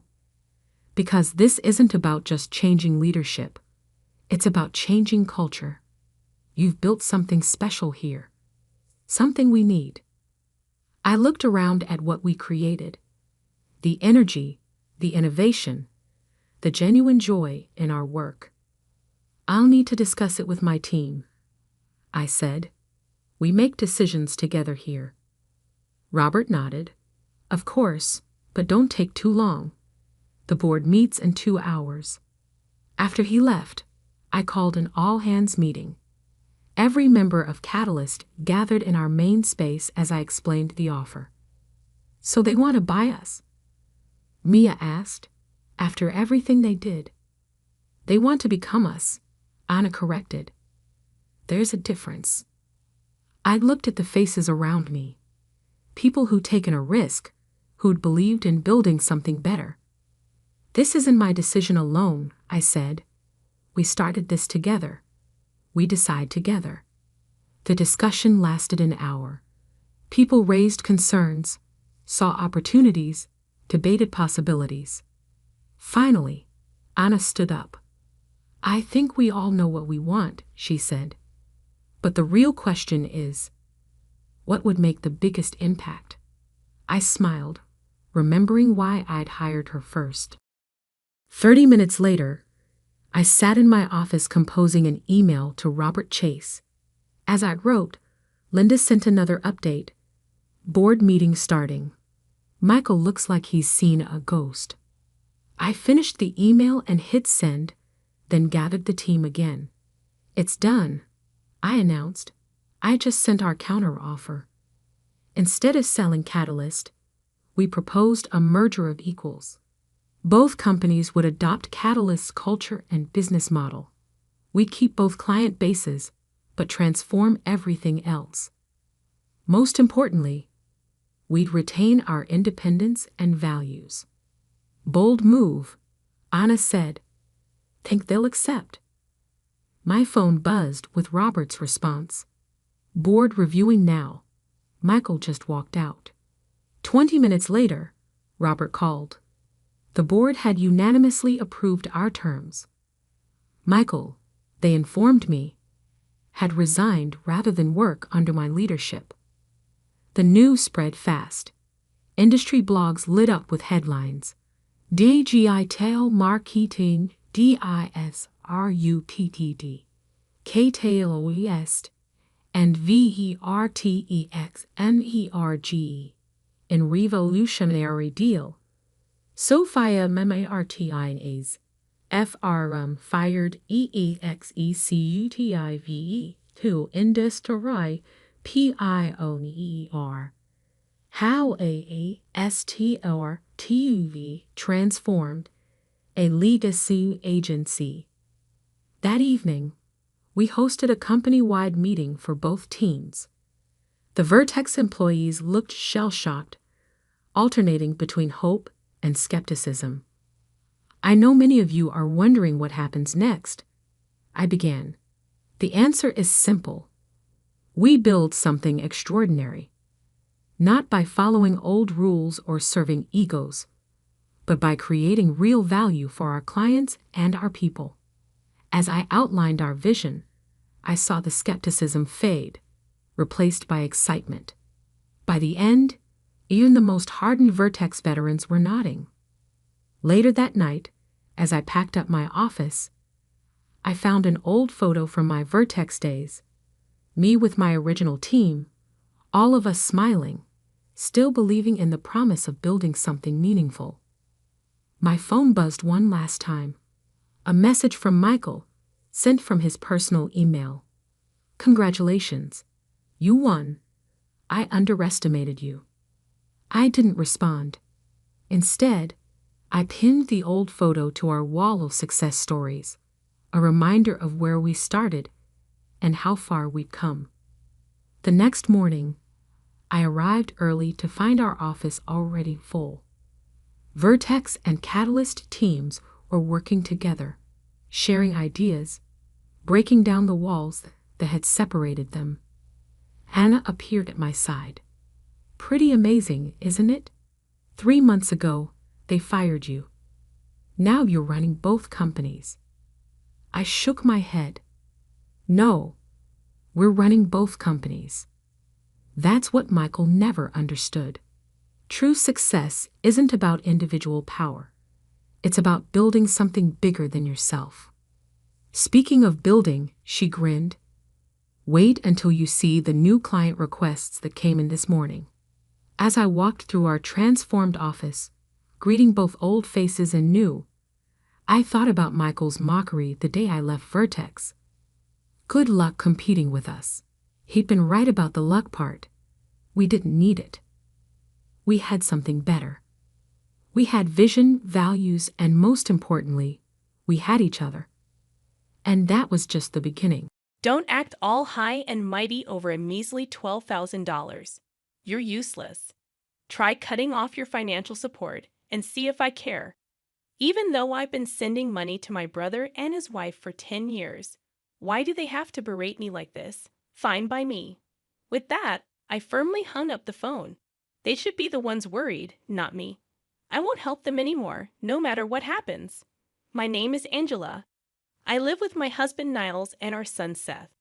Niles is incredibly kind. He actively helps around the house and spends quality time with Seth.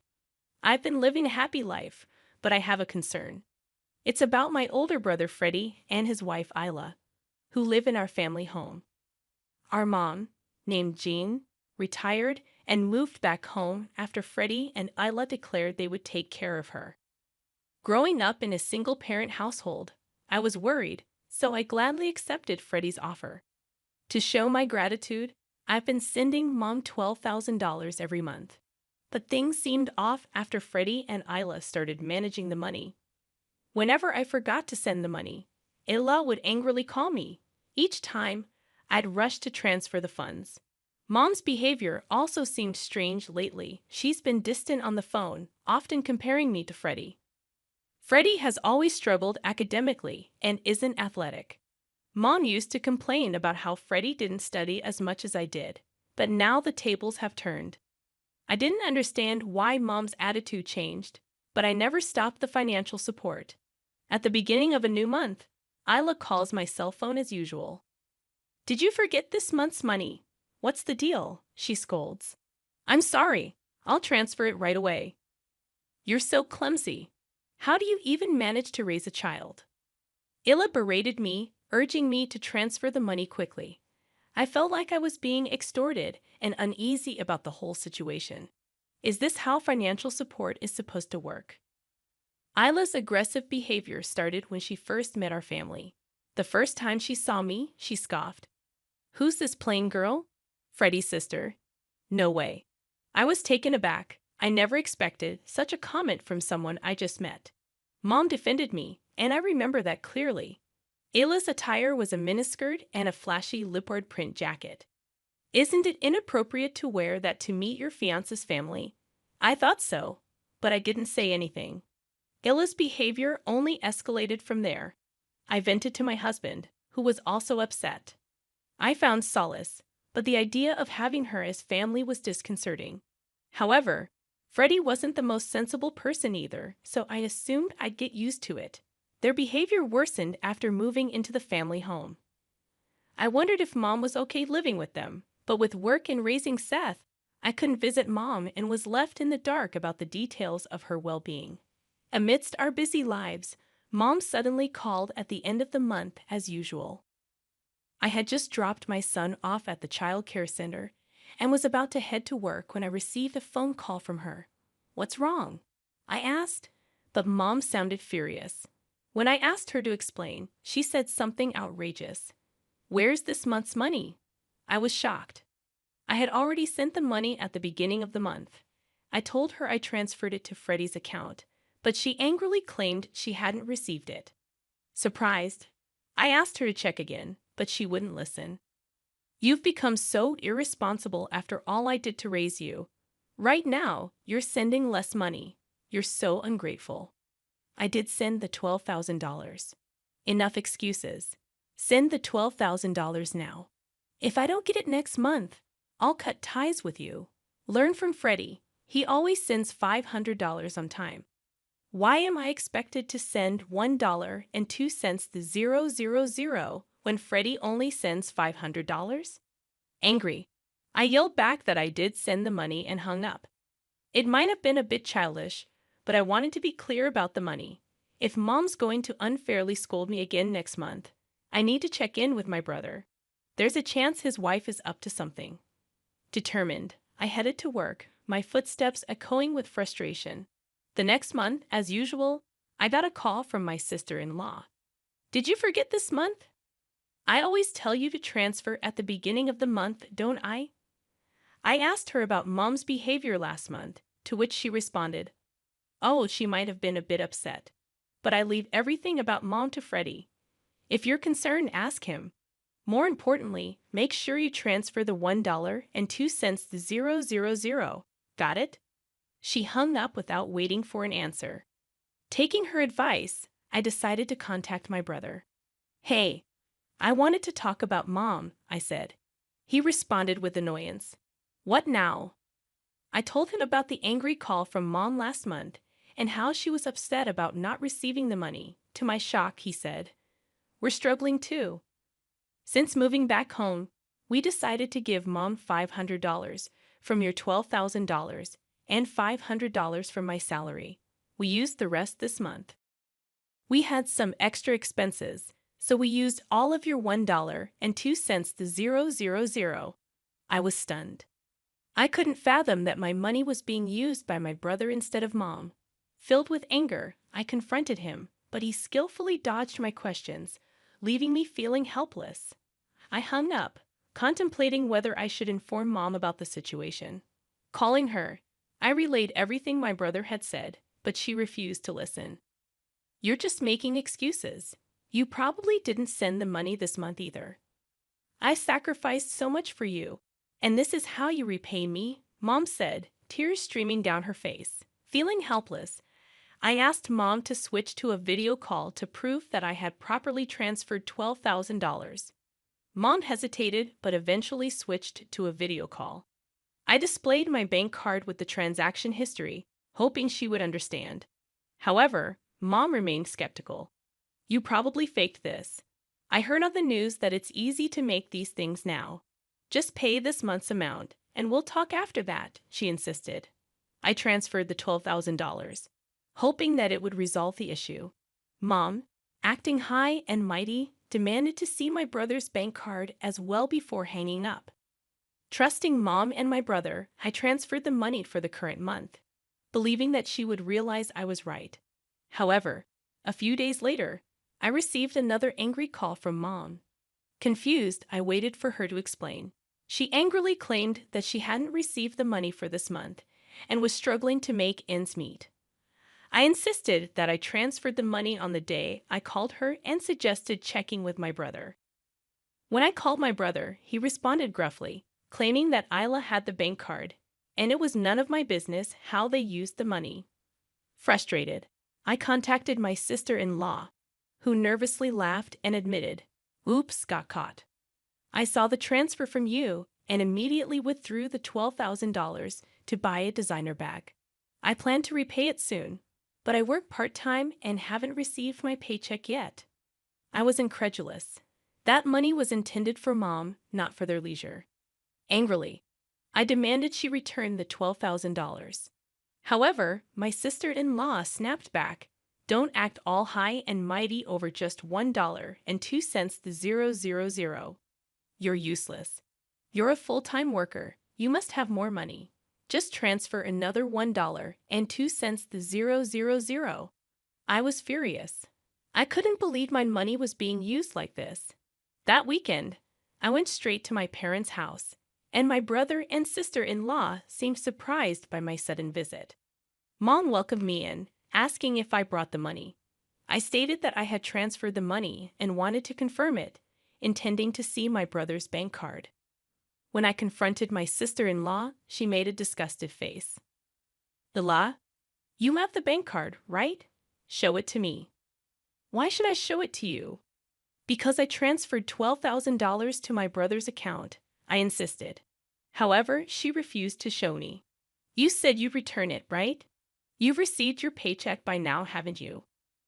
When I glared at her, she tried to dodge the question. "You're trying to blame me for not transferring, aren't you? I've transferred it properly." As we argued, Mom shouted in anger, "Angela, enough! I thought you brought the money. Ila would never misuse it." She pushed me towards the door.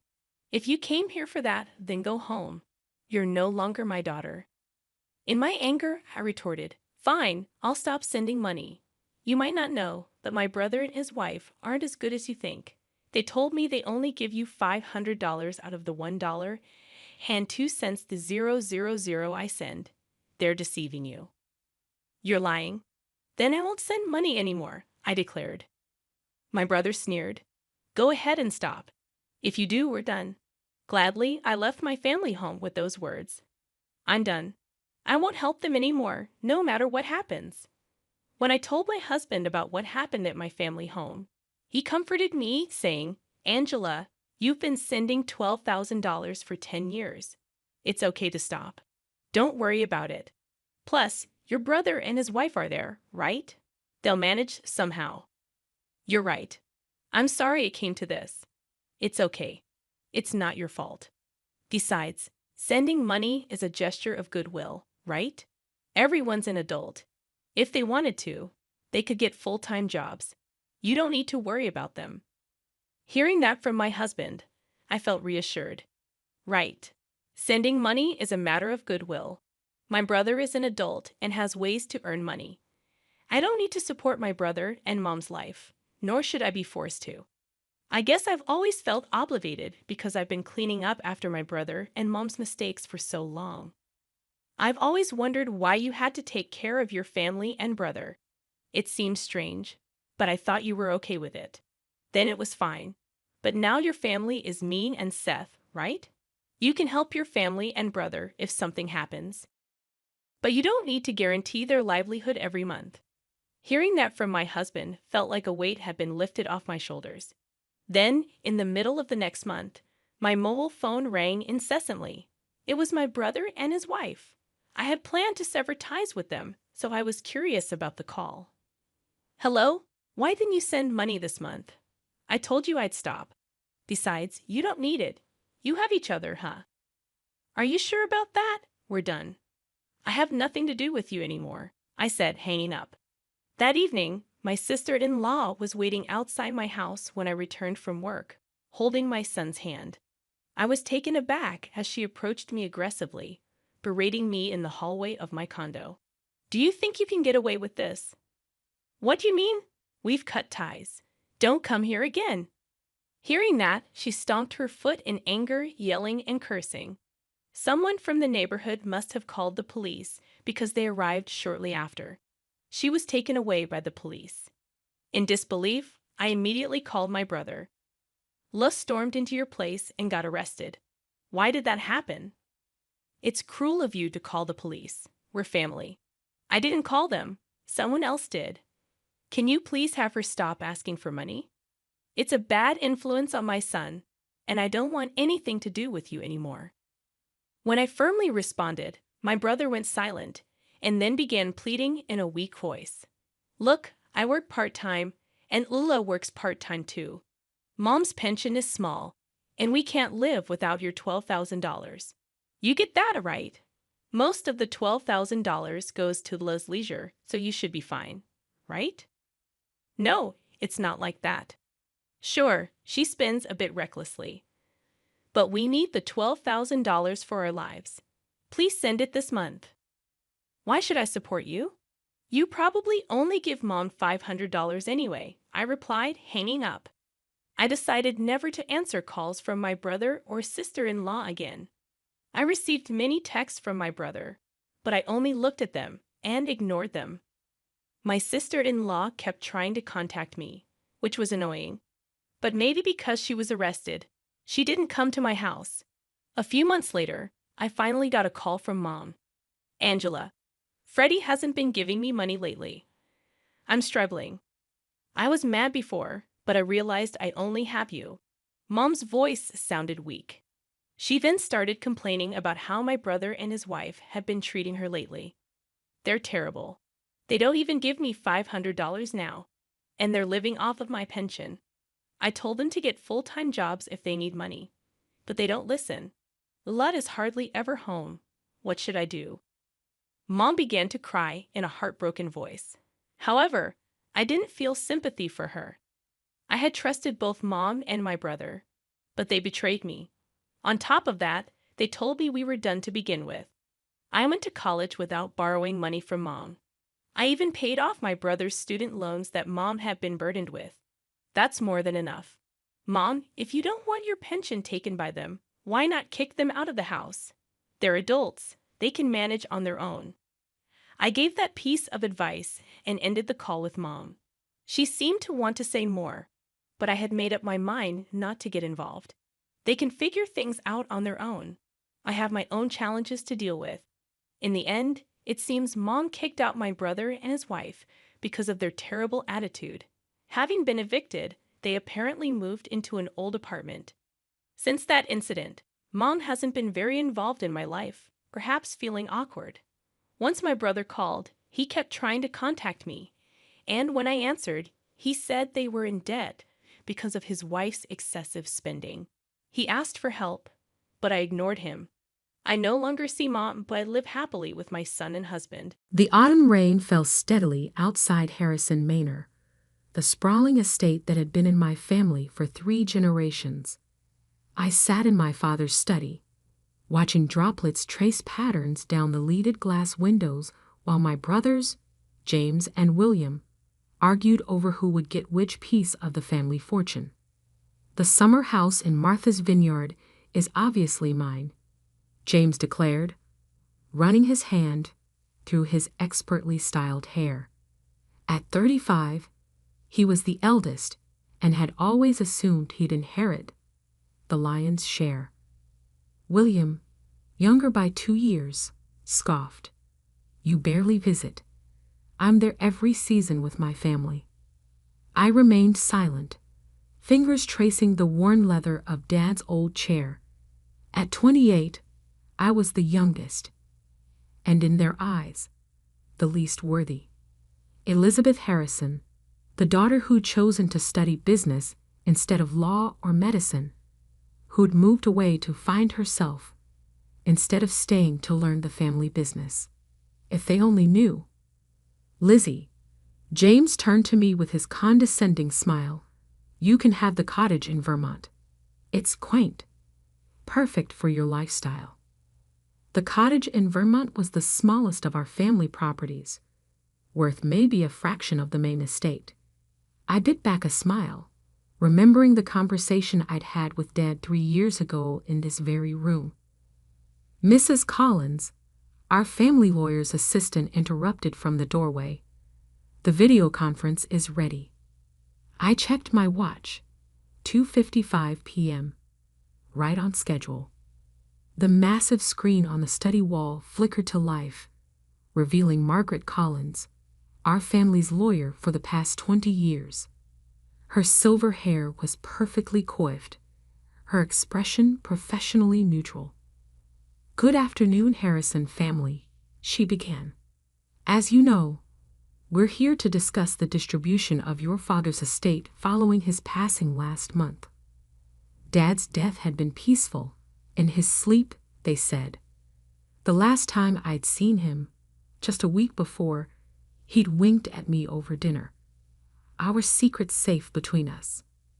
Now, Margaret continued, I understand you've all had a chance to review the preliminary documents I sent last week. James nodded eagerly. Yes, and I have some questions about the distribution percentages. Actually, Margaret interrupted, those documents were merely procedural. Your father left very specific instructions about how this meeting should proceed. William frowned. What do you mean? The will is straightforward. The estate is to be divided between his children. That's partially correct. Margaret shuffled some papers. But first, we need to address the matter of Harrison Global Enterprises. Ah, here it came. I sat up straighter, watching my brother's reactions. What about the company? James demanded. As the eldest, I naturally assume. Harrison Global Enterprises, Margaret cut in, was sold 3 years ago. The silence in the room was deafening. I could hear the grandfather clock ticking in the hallway, counting down the moments until their world shattered. Sold? William's voice cracked. That's impossible. To whom? To Phoenix Capital Partners, Margaret replied, then paused deliberately. specifically to their CEO. James laughed, but it had hysterical edge. This is absurd. Phoenix Capital, I've never even heard of them. Dad would never sell to strangers. You're right, I said quietly, speaking for the first time. He wouldn't. Both brothers turned to stare at me. I reached into my bag and pulled out a thick folder, placing it carefully on Dad's mahogany desk. Phoenix Capital Partners was founded 4 years ago, I explained, my voice steady. It's a private investment firm specializing in corporate restructuring and long-term wealth management, and I'm the CEO. The security cameras Dad had installed years ago would have captured their expressions perfectly. James's face draining of color, William's jaw dropping open. You? William whispered. But you were traveling, starting your own business, you said. I confirmed. Phoenix Capital was my startup. Dad was my first investor. James lunged for the folder, fingers trembling as he flipped through the documents. Sale agreements, transfer papers, board meeting minutes, all signed and notarized, all completely legal. This is a joke, he sputtered. Dad would never. You couldn't possibly. Your sister, Margaret interjected, spent 2 years proving herself to your father. She presented a comprehensive plan to modernize Harrison Global Enterprises and expand into new markets. While you two were fighting over corner offices, Elizabeth was learning every aspect of the business. I remembered those long nights with Dad, poring over financials, discussing strategy, proving I had the vision and capability to take our family legacy forward. He'd seen what my brothers never had, that my time away hadn't been aimless wandering, but careful preparation. The company holdings, Margaret continued, including all subsidiary businesses, real estate portfolios, and investment accounts, were legally transferred to Phoenix Capital Partners in 2020. Your father remained as chairman emeritus until his passing, but operational control has been with Elizabeth for the past 3 years. William collapsed into a chair. But the estate? The properties? I opened my laptop, pulling up the relevant documents. The manor, the summer house, the properties in Europe, they're all owned by Harrison Global Enterprises, which means they belong to you. James finished, his voice hollow. To Phoenix Capital, I corrected. Dad and I restructured everything. More efficient for tax purposes, you see. The rain had stopped outside, weak sunlight breaking through the clouds. Somewhere in the house, the housekeeper was probably preparing afternoon tea, just as she had every day for the past 30 years. But in this room, the world had tilted on its axis. Why? William asked. Why the secrecy? Why not tell us? I met his eyes steadily. Would you have accepted it? Working for your little sister? Taking direction from the one you always saw as the family disappointment? James stood up abruptly, his chair scraping against the hardwood floor. This isn't over. We'll contest it. The will. Actually, Margaret interrupted again. We should discuss the will now, because your father left some very interesting conditions regarding your continued involvement with the company. I sat back, watching my brothers' faces. They had no idea that this was just the beginning. Dad's real surprise was still to come, and I had front row seats to watch it unfold. The security cameras whirred quietly in their corners, recording every moment of this historic family meeting. Dad had insisted on keeping the footage for posterity, he'd said with that familiar twinkle in his eye. I touched the old leather of his chair again, feeling closer to him than ever. Ready when you are, Margaret, I said calmly. Let's tell them about Phase 2. Margaret adjusted her glasses and looked directly at my brothers through the video screen. Phase 2 of your father's plan involves a rather unique arrangement for your continued involvement with Harrison Global Enterprises. James was still standing, his perfectly tailored suit now wrinkled from nervous fidgeting. We don't need arrangements. This is our birthright. Actually, I interjected, pulling up another document on my laptop. You both signed away those rights 3 years ago. What? William leaned forward. We never signed anything. I turned my laptop around. Remember that stack of quarterly reports Dad had you sign? The ones you never bothered to read?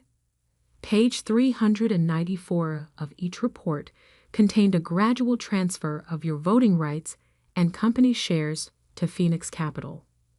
The color drained from their faces as recognition dawned. Dad had always insisted on them signing the quarterly reports, a tradition they'd dismissed as our father's old-fashioned way of keeping them involved in the business.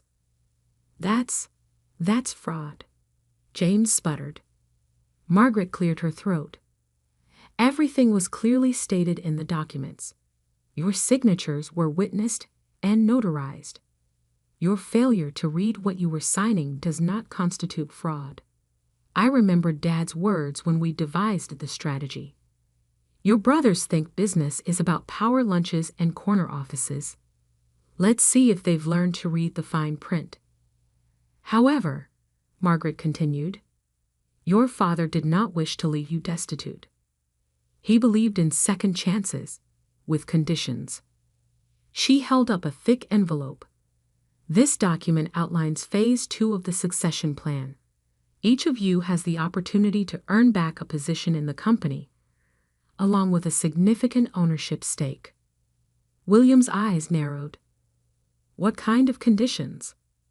I stood up and walked to the window, looking out at the manor's grounds. The gardeners were trimming the hedges into their precise shapes, a task that required patience, skill, and attention to detail, everything my brothers had always lacked. Each of you will start at entry-level positions, I explained. William, given your background in finance, you'll begin in our accounts receivable department. James, with your law degree, you'll start in our compliance division.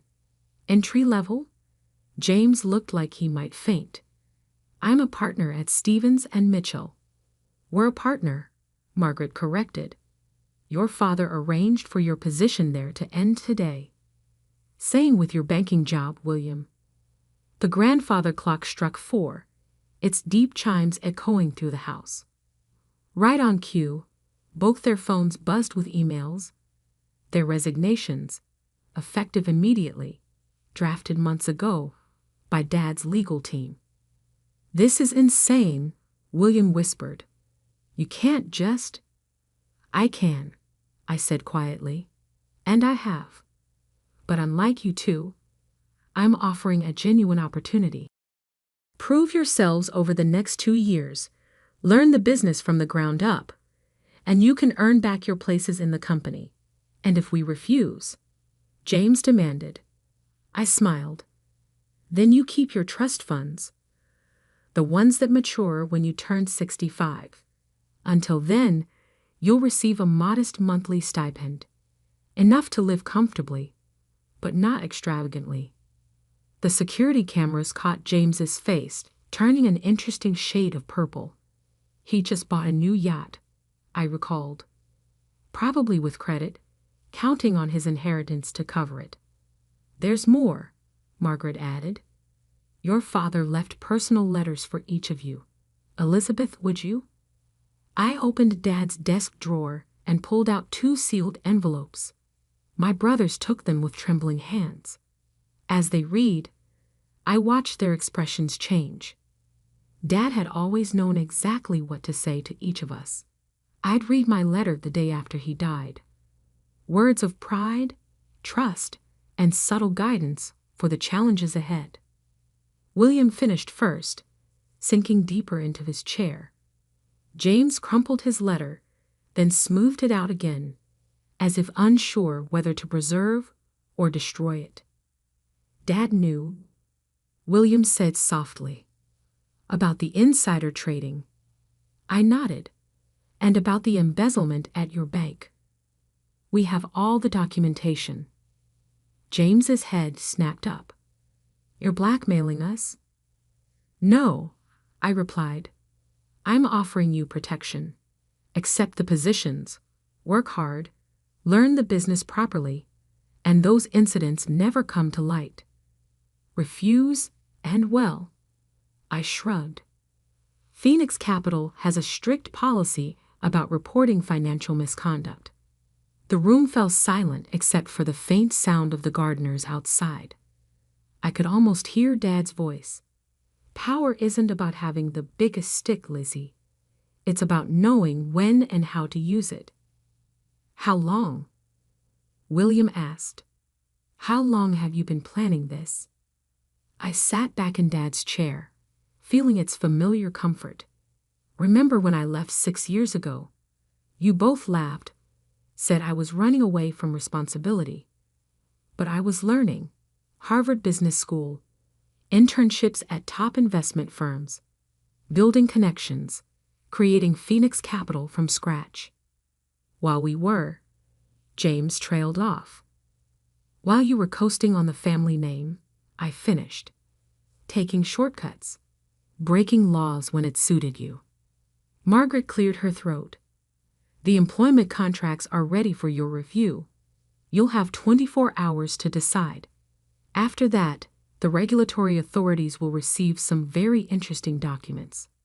And if we prove ourselves, William asked, after 2 years? I opened another file on my laptop. Then you each receive 20% of the company's shares. I retain controlling interest, but you'll have real power, real responsibility. Earned, not inherited. Why? James's voice was barely a whisper. Why go through all this? Because Dad believed in legacy, I answered. Not just money and property, but values, ethics, real business acumen. He wanted his children to be worthy of the Harrison name, not just entitled to it. I stood up, gathering my things. You have 24 hours. The contracts are with Margaret. I suggest you read them carefully this time. As I walked toward the door, William called out, Where are you going? To the office. Unlike some people, I actually work for a living. I paused at the threshold. Oh, and James, call the yacht broker. You're going to need that money for rent. The security cameras recorded their stunned faces as I left. Outside, the sun had fully emerged, making the wet gardens glisten. I pulled out my phone and dialed a familiar number.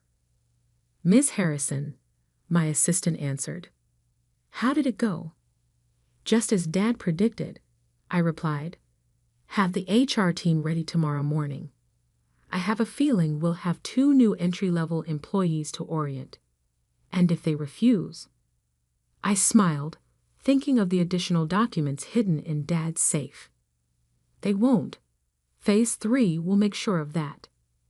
The real game was just beginning, and I had all the pieces in place. Dad had taught me well. Sometimes the best power play is the one your opponents never see coming until it's too late. Part 3. The next morning, Harrison Global Enterprises' Modern Glass headquarters buzzed with unusual energy. Word had spread quickly. The Harrison brothers were starting their first day of work, in entry-level positions. I watched from my top-floor office as James's Maserati pulled into the parking garage, followed by William's more modest BMW. They'd shown up. Phase 3 could begin. They're here, my assistant announced through the intercom.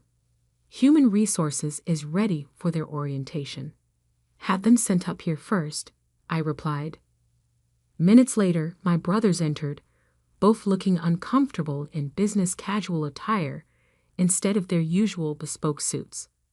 James had dark circles under his eyes, and William's usual confident stance was notably absent.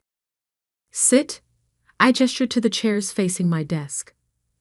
The wall of windows behind me offered a spectacular view of Boston's financial district, a reminder of the power they'd lost and could potentially regain. "Before you start orientation," I began, "there's something else you need to see." I pressed a button, and a hidden panel in the wall slid open, revealing a wall safe. Dad's private safe. William recognized it. But that was in his study. "This is a replica," I explained, entering the combination. "The original is still at the manor, but its contents were moved here last week." Inside was a single USB drive and another envelope. I inserted the drive into my laptop, and my father's face appeared on the large screen mounted on the wall.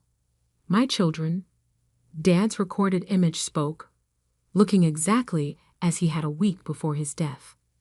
"If you're watching this, then everything has proceeded according to plan."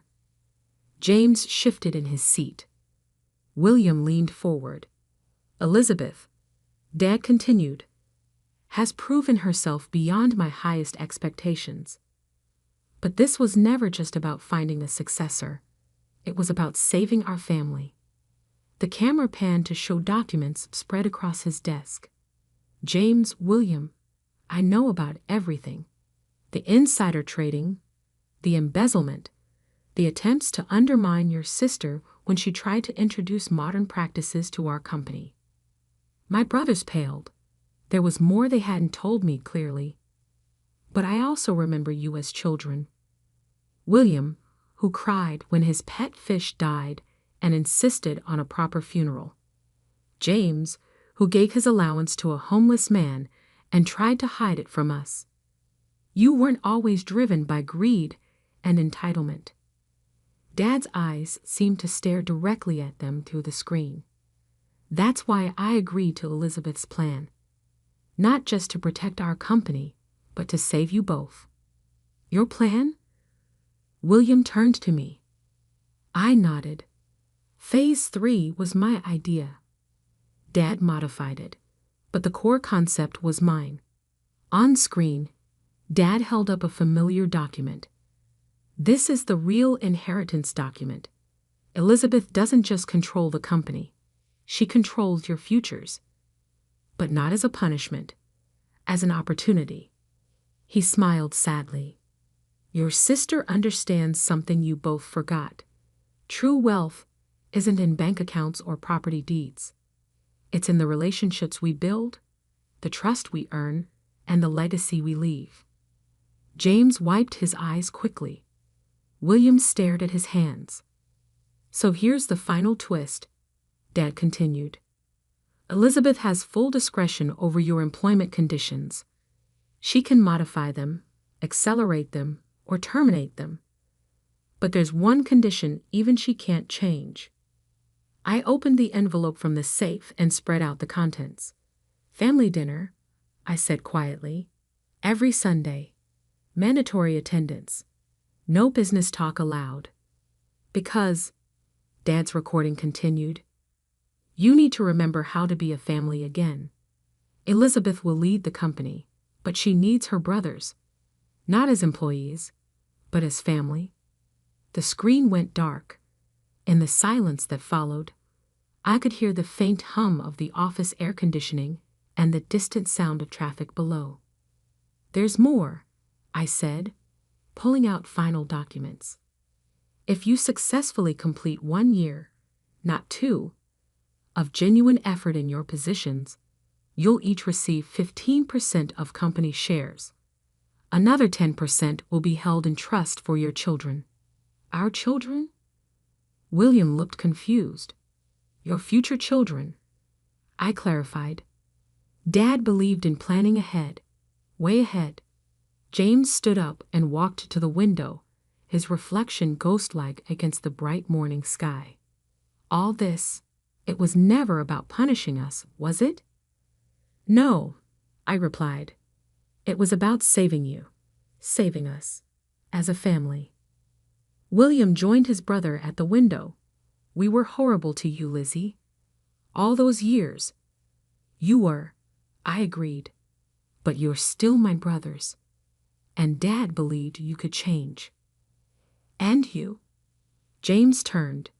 Do you believe we can change? I stood up, joining them at the window. Below, the city was fully awake now. People rushing to their offices, living their lives, pursuing their dreams.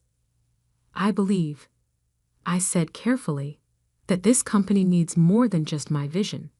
It needs your legal expertise, James, properly applied this time. And your financial acumen, William, used for growth, not personal gain. But first, I continued, we need to rebuild trust, starting with Sunday dinner. Where? William asked. The Manor? I smiled. My place. I make a mean lasagna. And I have pictures from my Harvard graduation that you never attended, plus evidence of all your childhood embarrassments that Dad secretly saved. James actually laughed, a real laugh, not his usual condescending chuckle. You're going to hold those over us forever, aren't you? Of course. I am a Harrison, after all. The next few months weren't easy. James struggled with taking orders from younger colleagues. William had to relearn basic accounting practices he'd skipped over in his rush to the top. But slowly, things began to change. Sunday dinners became a genuine time for reconnection. Between mouthfuls of lasagna and embarrassing childhood stories, we rediscovered what it meant to be siblings, not just business rivals. 6 months in, I called them both to my office again. They entered cautiously, but with more confidence than that first day. The board is impressed with your progress, I began, especially the ethics committee. Is this about the shares? William asked. It hasn't been a year yet. No, I smiled. This is about phase 4. There's a phase 4? James groaned. Dad's reaching from beyond the grave again. I laughed. Actually, phase 4 is mine. How would you both feel about joining me in a new venture? Something separate from Harrison Global, but complementary. A chance to build something together as equals. Their faces showed surprise, then interest. We spent the next 3 hours discussing possibilities, arguing good-naturedly about business models and market strategies. It felt right. 1 year to the day after that first inheritance meeting, we gathered in Dad's old study. The security cameras were still there, silent witnesses to our family's transformation. I have something to show you, I said, pulling up the footage from that dramatic first meeting. We watched our past selves, barely recognizing the entitled, angry men and the defensive, prepared woman we'd been. We were such idiots, William mused. Were? James quipped, earning a playful punch from our brother. I looked at them, really looked at them. James had lost the arrogant edge to his smile. William's eyes had regained the kindness I remembered from our childhood, and I had gained something too, brothers I could trust, not just with business, but with my life. Dad would be proud, I said softly, of all of us. The security cameras whirred quietly, recording this moment too. But we didn't need recordings anymore to remember who we were or what we meant to each other. We were Harrisons, not just in name or inheritance, but in spirit. And that, as Dad had known all along, was worth more than any estate. The mimosas at Maxwell's were always too sweet, but my mother insisted we meet here every Sunday. Something about keeping up appearances, about being seen at the right places by the right people. I watched her add a 3rd sugar packet to her coffee, her diamond tennis bracelet catching the morning light. Honestly, Olivia, she sighed, stirring with practiced disappointment. I don't understand why you insist on embarrassing us like this. That little antique shop of yours, it's beneath you, beneath this family. My father didn't look up from his phone, probably checking the stock prices for Barrett Financial, the investment firm he'd built from the ground up. Your mother's right.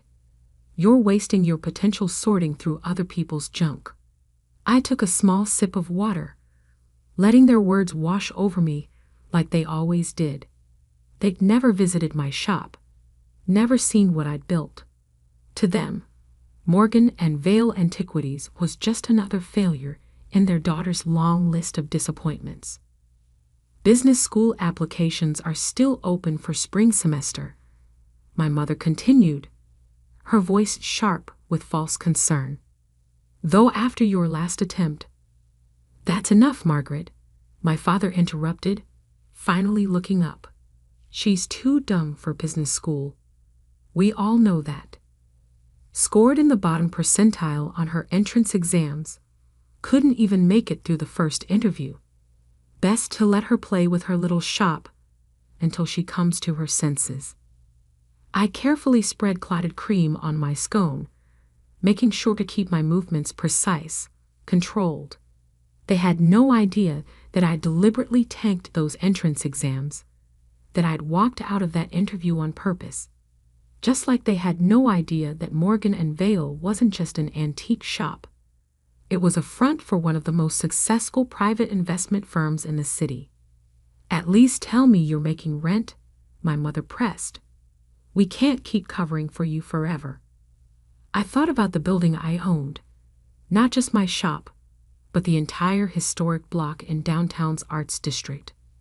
Thought about the portfolio I managed, the silent investments I'd made in dozens of emerging companies. Thought about the meeting scheduled for tomorrow with Barrett Financial's biggest potential client, a meeting my parents had been trying to arrange for months.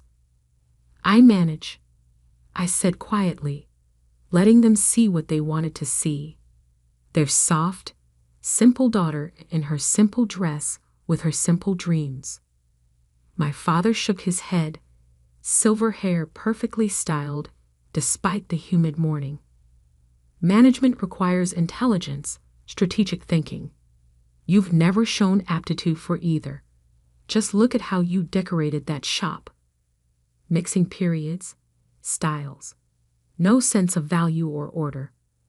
The mixing of periods, he criticized, was actually a carefully curated collection that had caught the eye of Marcus Anderson, CEO of Anderson Global Ventures. He'd walked into my shop 3 months ago, looking for period-specific pieces for his new offices. He'd left with a signed investment deal that would make headlines once announced. And that name, my mother added with a delicate shudder, Morgan and Vale, sounds like a funeral home. Why not use Barrett? At least then you'd have some credibility. Because Morgan was my grandmother's maiden name, the grandmother who taught me about true value, about seeing beyond surface appearances. And Vale? That was for the valley where I'd made my first investment, turning a small inheritance into the seed of what would become a quiet empire. Speaking of credibility, my father said, his tone shifting to something sharper, I heard you were asking questions about Barrett Financial's new tech division, trying to understand what your betters are doing. I had more than asked questions. I'd been systematically acquiring shares through various shell companies, positioning myself for a move they'd never see coming. But they didn't need to know that. Not yet. Just curious, I murmured, dabbing my lips with a napkin. Family interest. He laughed, the sound cold and dismissive. Family interest? You can barely balance your shop's books. Leave the real business to those who understand it. I checked my watch, a simple Timex that hid the Patek Philippe I wore to board meetings. Speaking of the shop, I should get going. Sunday inventory. Of course, my mother sighed. Run along to your little toys. Just remember, when you finally admit defeat, your father might have an entry-level position available. Filing, perhaps. I stood, smoothing my plain dress, the one I wore just for these brunches, so different from the designer pieces that filled my real closet. Thank you for brunch. See you next Sunday. As I walked away, I heard my father's voice. Bottom percentile. Can you believe we raised someone that dumb? I smiled slightly, thinking about tomorrow's meeting. About how Anderson Global Ventures was about to become Barrett Financial's biggest client, through me, their silent investor. About how my father's tech division was about to discover its majority shareholder was his dumb daughter. The drive to my shop was quiet. Sunday morning traffic light. I parked my modest Honda, another prop in my carefully constructed image, behind the Victorian building that housed Morgan and Vale. The real car, a Bentley Continental, waited in a private garage across town.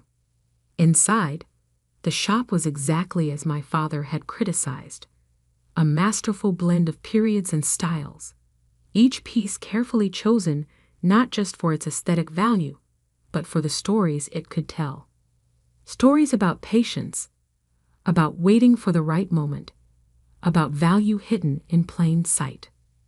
My assistant, Sarah, looked up from the antique desk where she managed not shop inventory but investment portfolios worth millions. How was brunch? Predictable, I replied, slipping off my flat shoes and replacing them with Louboutins. Are we ready for tomorrow? She nodded, pulling up detailed financial reports on her laptop. Anderson's team has finished their due diligence. They're prepared to sign with Barrett Financial. Through us, of course. Your father won't know you're involved until you want him to. I'd moved through the shop, running my fingers along a Georgian sideboard that had once graced a duke's dining room. Like me, it had secrets. A hidden compartment that once held royal letters now contained documents detailing my ownership of key Barrett financial assets. Final projections?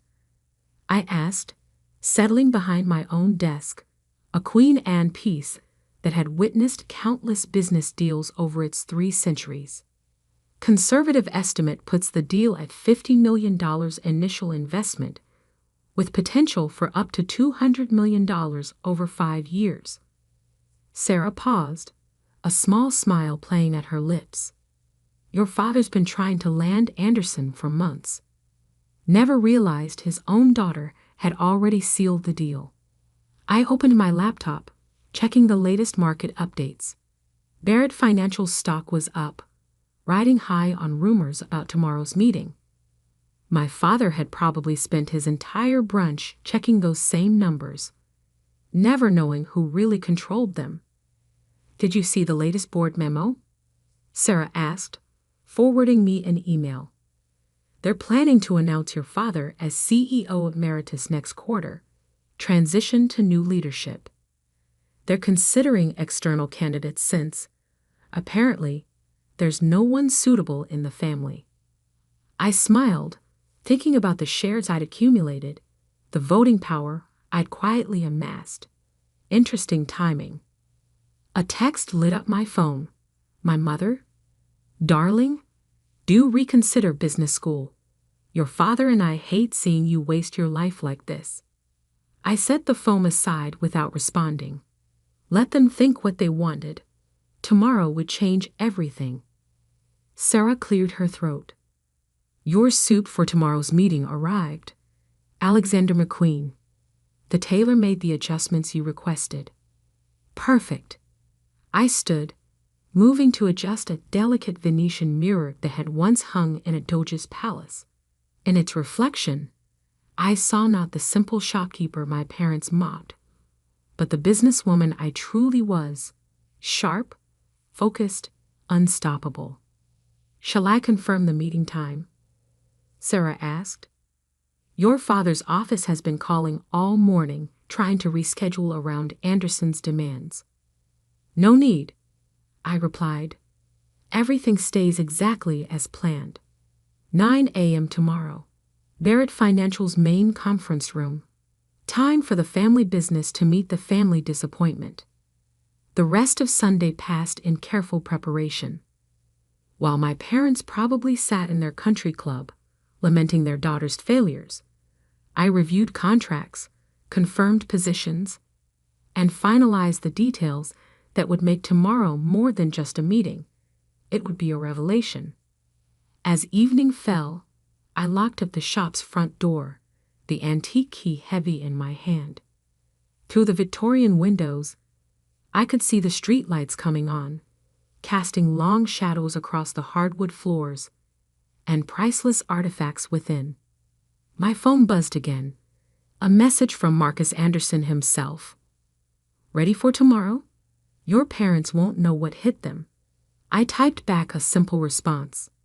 They never do. Tomorrow, while they were expecting Marcus Anderson to arrive as a potential client, they discover he was already an investor, my investor. Tomorrow, while they were preparing to pitch their services, they'd learn that their biggest deal was already done, signed in their daughter's little shop between a Louis XV commode and a Chippendale chair. Tomorrow, everything would change. I drove home to my real apartment, a penthouse with views of the city they thought I couldn't afford. Replacing my simple dress with silk loungewear, I poured a glass of wine and reviewed tomorrow's schedule one final time. 8:30 a.m. Arrive at Barrett Financial, not as the failed daughter but as Morgan Vale, the investment broker they'd been trying to track down for months. 8:45 a.m. Meet Marcus in the lobby, right under my father's nose.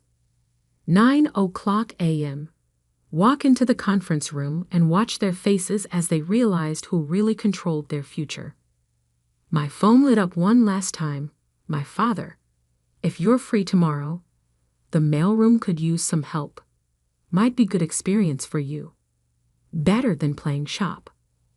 I didn't respond. Tomorrow would be response enough. Monday morning dawned clear and sharp, the kind of autumn day that makes everything feel possible. I dressed with careful precision.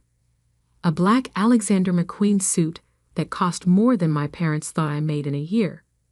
Louboutin heels that had never seen the inside of my antique shop. And my grandmother's vintage Cartier watch, the only piece of my real life I'd never hidden. Sarah met me at my penthouse, carrying 2 leather portfolios. Your father's already at the office, she reported, handing me one of the folders. Called an early meeting to prep the team for Anderson's arrival. Your mother's there too. Apparently, she couldn't miss this historic moment for Barrett Financial. I smiled, checking my reflection one last time. Gone was any trace of the simple shopkeeper they knew.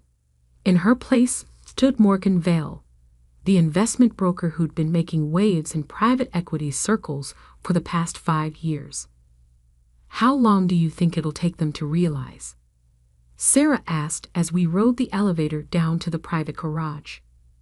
That depends, I replied, sliding into the Bentley's leather interior, on whether they see what they expect to see, or what's actually in front of them. The drive to Barrett Financial's headquarters was smooth, traffic parting for the luxury car they didn't know I owned.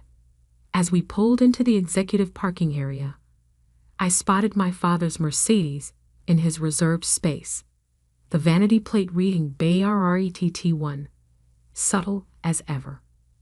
Marcus Anderson was waiting in the lobby, his tall frame casual against the marble pillar. He straightened when he saw me, a grin playing at his lips. Ready for the show? He asked quietly as I approached. Born ready, I replied, just as my father's voice boomed across the lobby. Marcus, welcome to Barrett Financial. He strode forward, hand extended, my mother 2 steps behind him in her perfectly coordinated designer suit. Neither of them glanced at me. After all, Why would they look twice at a stranger in expensive clothes? Marcus shook my father's hand but kept his eyes on me.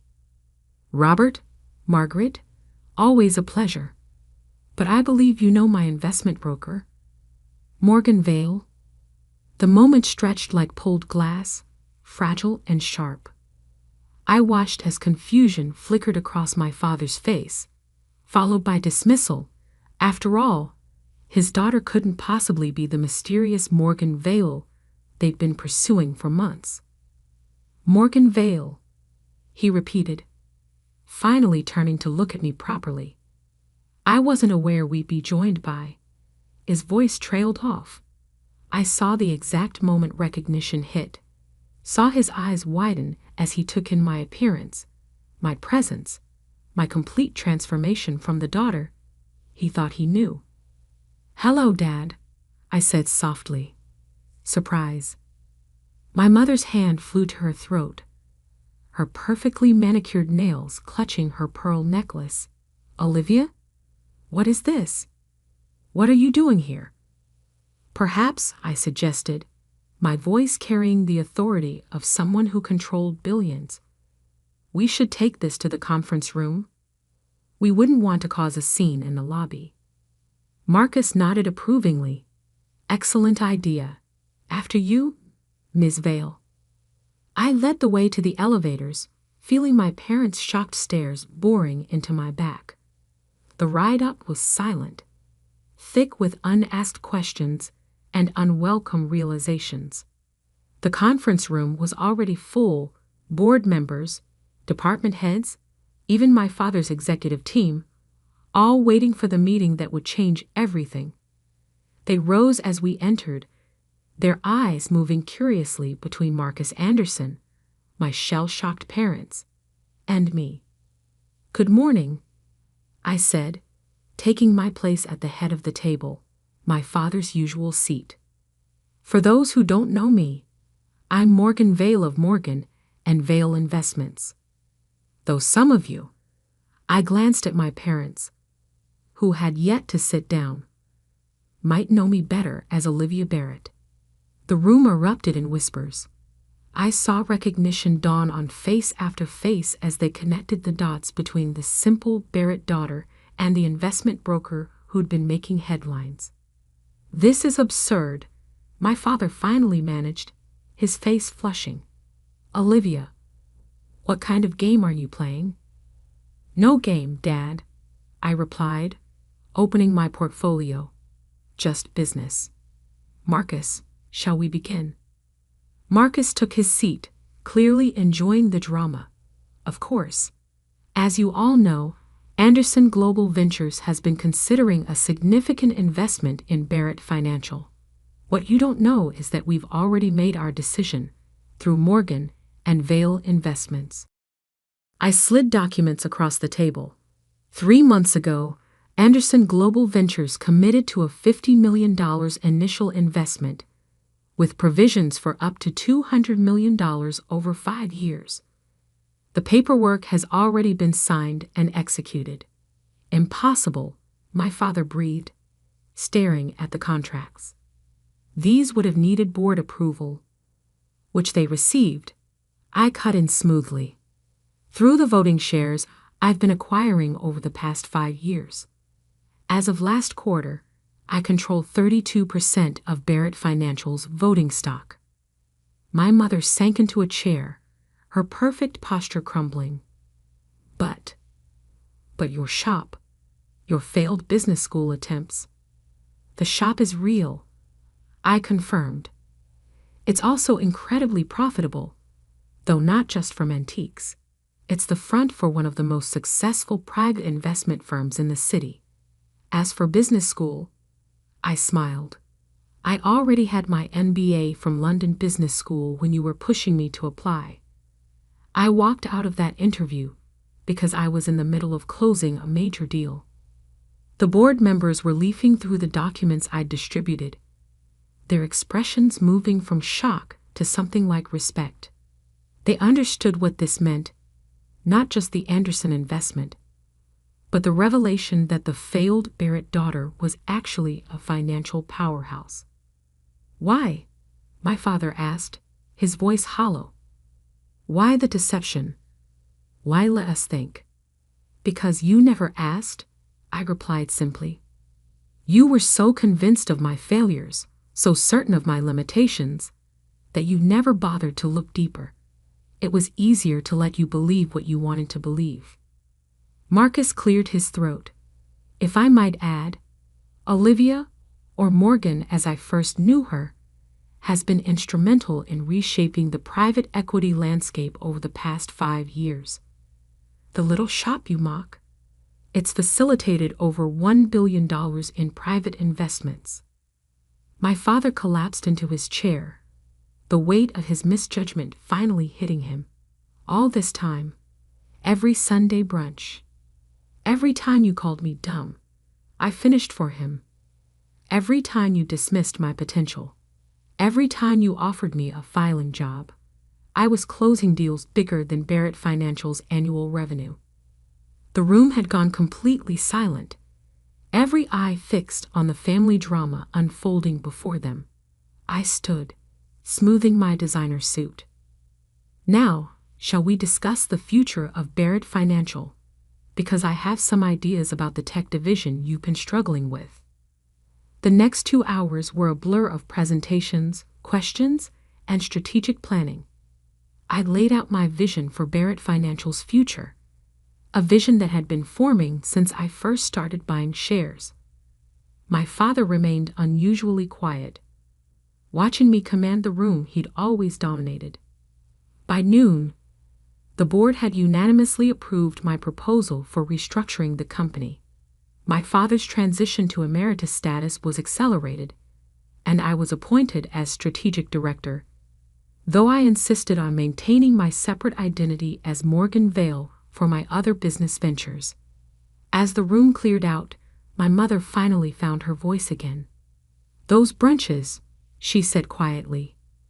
"All those times we criticized you, looked down on you, were necessary," I finished. "They kept you from looking too closely, from asking too many questions." Though I admit, the bottom percentile comment last Sunday was a bit harsh. My father hadn't moved from his chair, staring at the contracts spread across the table. "I don't understand," he said finally. "How did we not see it?" I perched on the edge of the conference table, looking down at the man who'd spent years looking down at me. "Because you saw what you expected to see. A simple girl with simple dreams, playing shop while the real business happened elsewhere. You never wondered why Anderson Global Ventures suddenly became interested in Barrett Financial. Never questioned why your stock kept rising despite market downturns. Never thought to look closely at Morgan Vale's track record. And the shop?" my mother asked. "All those mixed periods you keep there are carefully curated to attract exactly the right kind of clients," I explained. "CEOs, investment bankers, private equity partners. They all come looking for unique pieces and end up discussing business opportunities. That Georgian sideboard Dad hates? I closed a $100 million deal while showing it to a tech entrepreneur last month." Marcus, who had lingered by the door, chuckled. "That's how she got me. Came in looking for antiques, left with a whole new investment strategy." A knock at the door interrupted us. Sarah, carrying fresh contracts. "Sorry to interrupt, but the Hong Kong office is calling about the merger." "Hong Kong office," my father repeated weakly. "Morgan and Vale has offices in 6 countries," I confirmed, standing to take the documents from Sarah. "That little shop is just the tip of a very large iceberg." As I moved to leave, my mother called out, "Sunday brunch? Will you still come?" I turned back, seeing the uncertainty in her eyes, the fear that her simple daughter had become someone she didn't know, someone who didn't need their approval anymore. Of course, I said softly. But maybe we can skip the career advice. 3 months later, Barrett Financial had been transformed. The tech division was thriving under new leadership. The Anderson investment had exceeded all projections, and my father was adjusting to his emeritus role, though he still occasionally left suggestions on my desk. Sunday brunches continued at Maxwell's, but they were different now. My mother no longer added sugar to her coffee with disappointment, and my father's phone stayed in his pocket. Instead, they asked questions, real ones, about my business, my vision, my life. I still kept the shop, still spent time among the antiques that had helped build my empire. But now, when my parents visited, they saw it for what it was. Not a failure, but a masterpiece of subtle success. And if sometimes, during board meetings or investment discussions, I caught my father watching me with a mixture of pride and regret, well, that was just part of the new normal. Because sometimes the best revenge isn't proving others wrong. It's proving yourself right, quietly and completely, until they have no choice but to see you for who you really are. Even if who you really are is the dumb daughter who built an empire while they weren't looking. My mother-in-law believed she could outsmart me, convinced that she could manipulate me into signing a loan document and gifting her a house for free. It's as if she thinks I'm incredibly naive, but little does she know, I have a plan that will leave her utterly embarrassed. I don't really care about her opinion on the matter. Before I married my husband, I had high hopes for a positive relationship with my mother-in-law. Having lost my own mother as a teenager, I thought a great mother-in-law could help fill that void. Unfortunately, my expectations were shattered when I met my worst nightmare in human form during my relationship with Bob. When Bob and I began dating, meeting his family was something I eagerly anticipated. Unbeknownst to me, my eagerness might have seemed desperate to some, leading Bob to repeatedly postpone the introduction. Eventually, I met his parents, and I instantly fell in love with them. Maria, Bob's mother, initially seemed like someone I wanted to impress, not in the conventional sense, but rather to become her favorite daughter-in-law.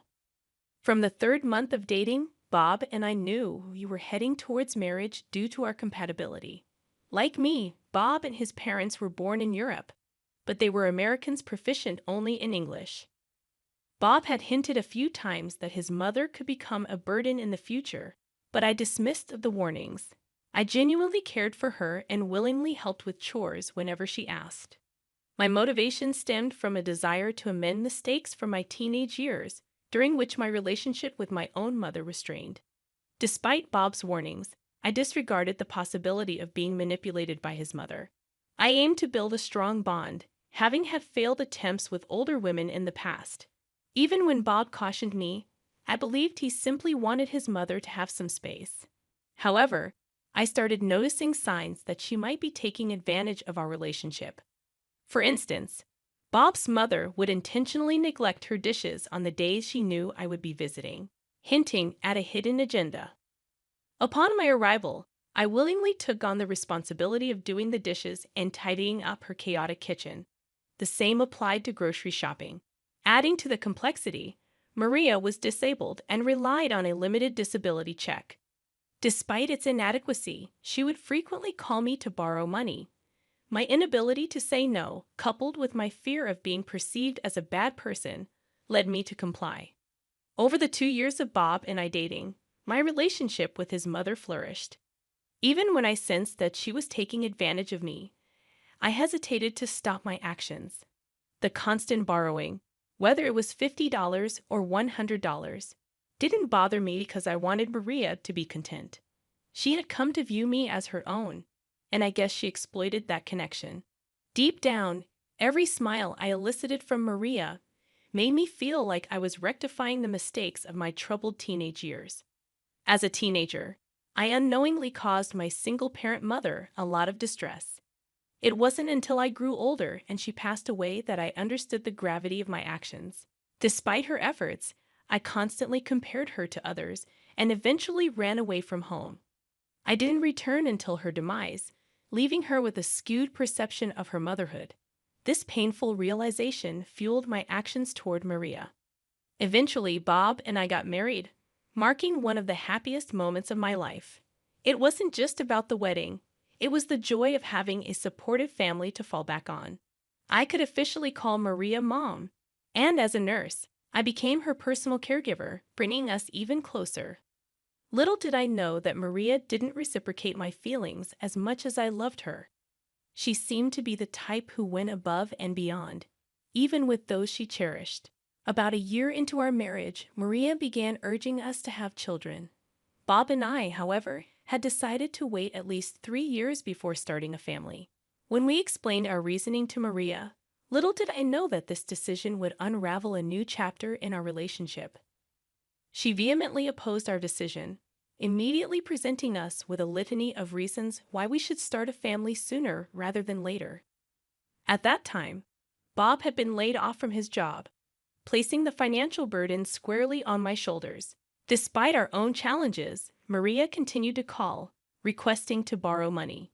She often complained about the meager disability funds she received.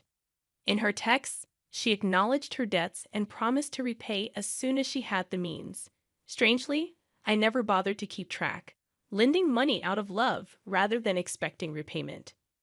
Maria, however, consistently reminded me of the amounts she owed, perhaps attempting to reassure me of her intention to settle the debts. Initially, I thought Maria's insistence on us having children early would subside after we explained that we weren't ready. However, each visit to her house or dinner turned into an opportunity for her to bring up the topic. Initially tolerable, her persistence escalated to sending YouTube videos, baby pictures, and images of happy families. It became overwhelming, prompting me to confide in Bob. His attempt to address the issue only worsened it, as Maria began offering unsolicited advice, even recommending fertility doctors. Her assumptions reached a breaking point when she suggested I might be barren, throwing a tantrum. Frustrated by her incessant interference, I distanced myself. I reduced visits and limited phone calls to once or twice a week, ensuring Bob was present during our conversations. Fortunately, after 2 years of marriage, Maria seemed to grasp the gravity of her behavior. She accepted that we would start a family when we felt ready, not succumbing to her wishes. Even though our closeness had diminished, Maria remained in my thoughts, and I extended help whenever possible. By this time, she had recovered and resumed work, reducing her financial requests. About 4 months later, with Maria back at work, Bob secured a high-paying job in another country. Gradually, I found myself rekindling a closer connection with Maria. This time around, our relationship seemed to have transcended the need for favors, and she was now capable of handling tasks she couldn't before. While I had friends to hang out with, I believed that a mother holds a unique place in our lives, distinct from our friendships. Thinking that Maria no longer required my assistance, I was blindsided when I discovered her attempt to deceive me into signing her home loan papers. For weeks, she had been discussing a purchase, leading me to trust her without confirming the details. Initially, she mentioned needing my signature for a car, but one day, I stumbled upon a message on her phone that revealed the truth. The papers were not for a car, but for a home loan. Enraged, I contemplated confronting her immediately but feared the hurtful words that might ensue. Instead, I kept silent and left after she returned with snacks. Back at my apartment, I pondered ways to outsmart Maria and eventually devised a plan. I created a document in our country's native language, knowing she was proficient only in English and wouldn't understand its content.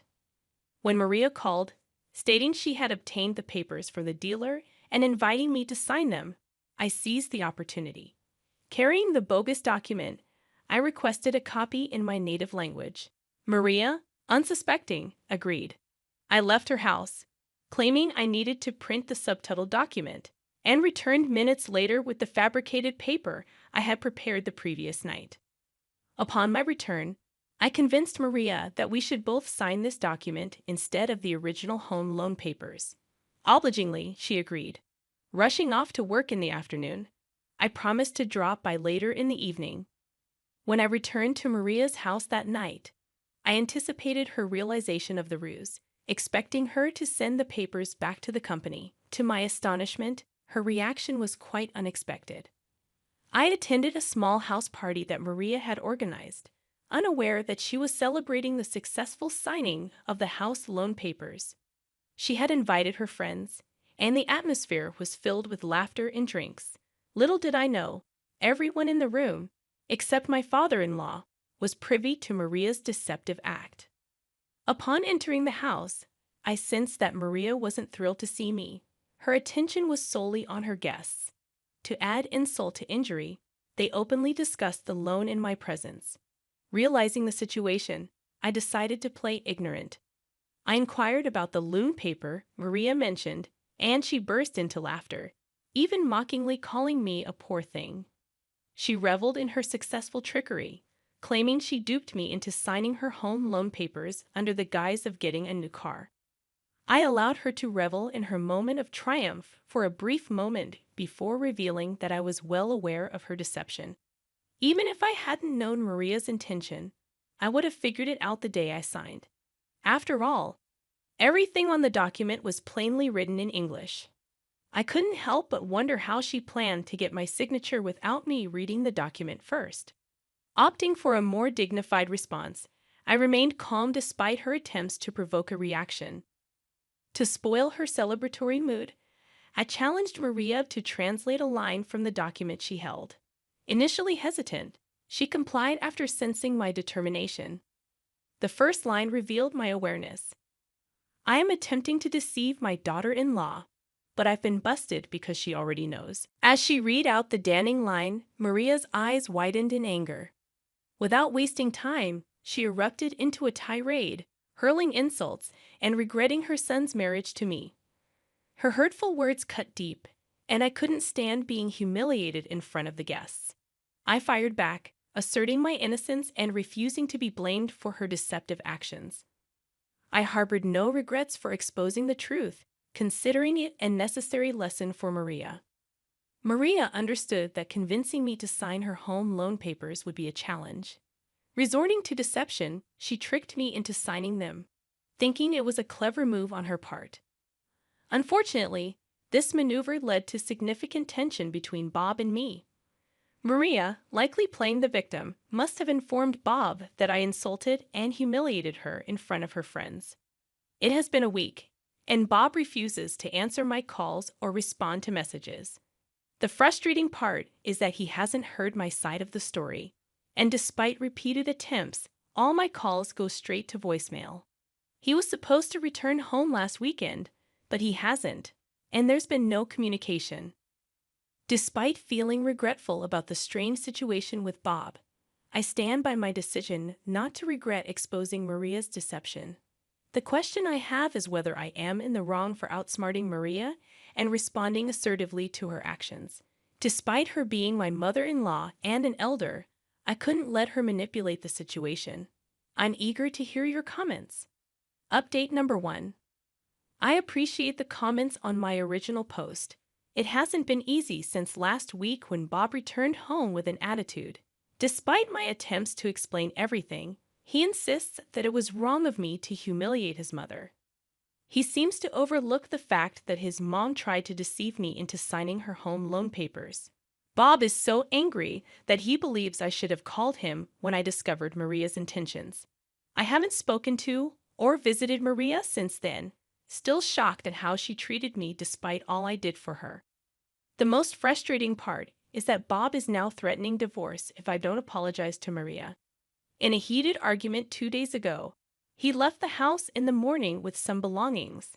Later that evening, I discovered he was at his mother's house with a woman from his past, boldly posting pictures on Facebook. They appeared to be enjoying themselves while I dealt with loneliness.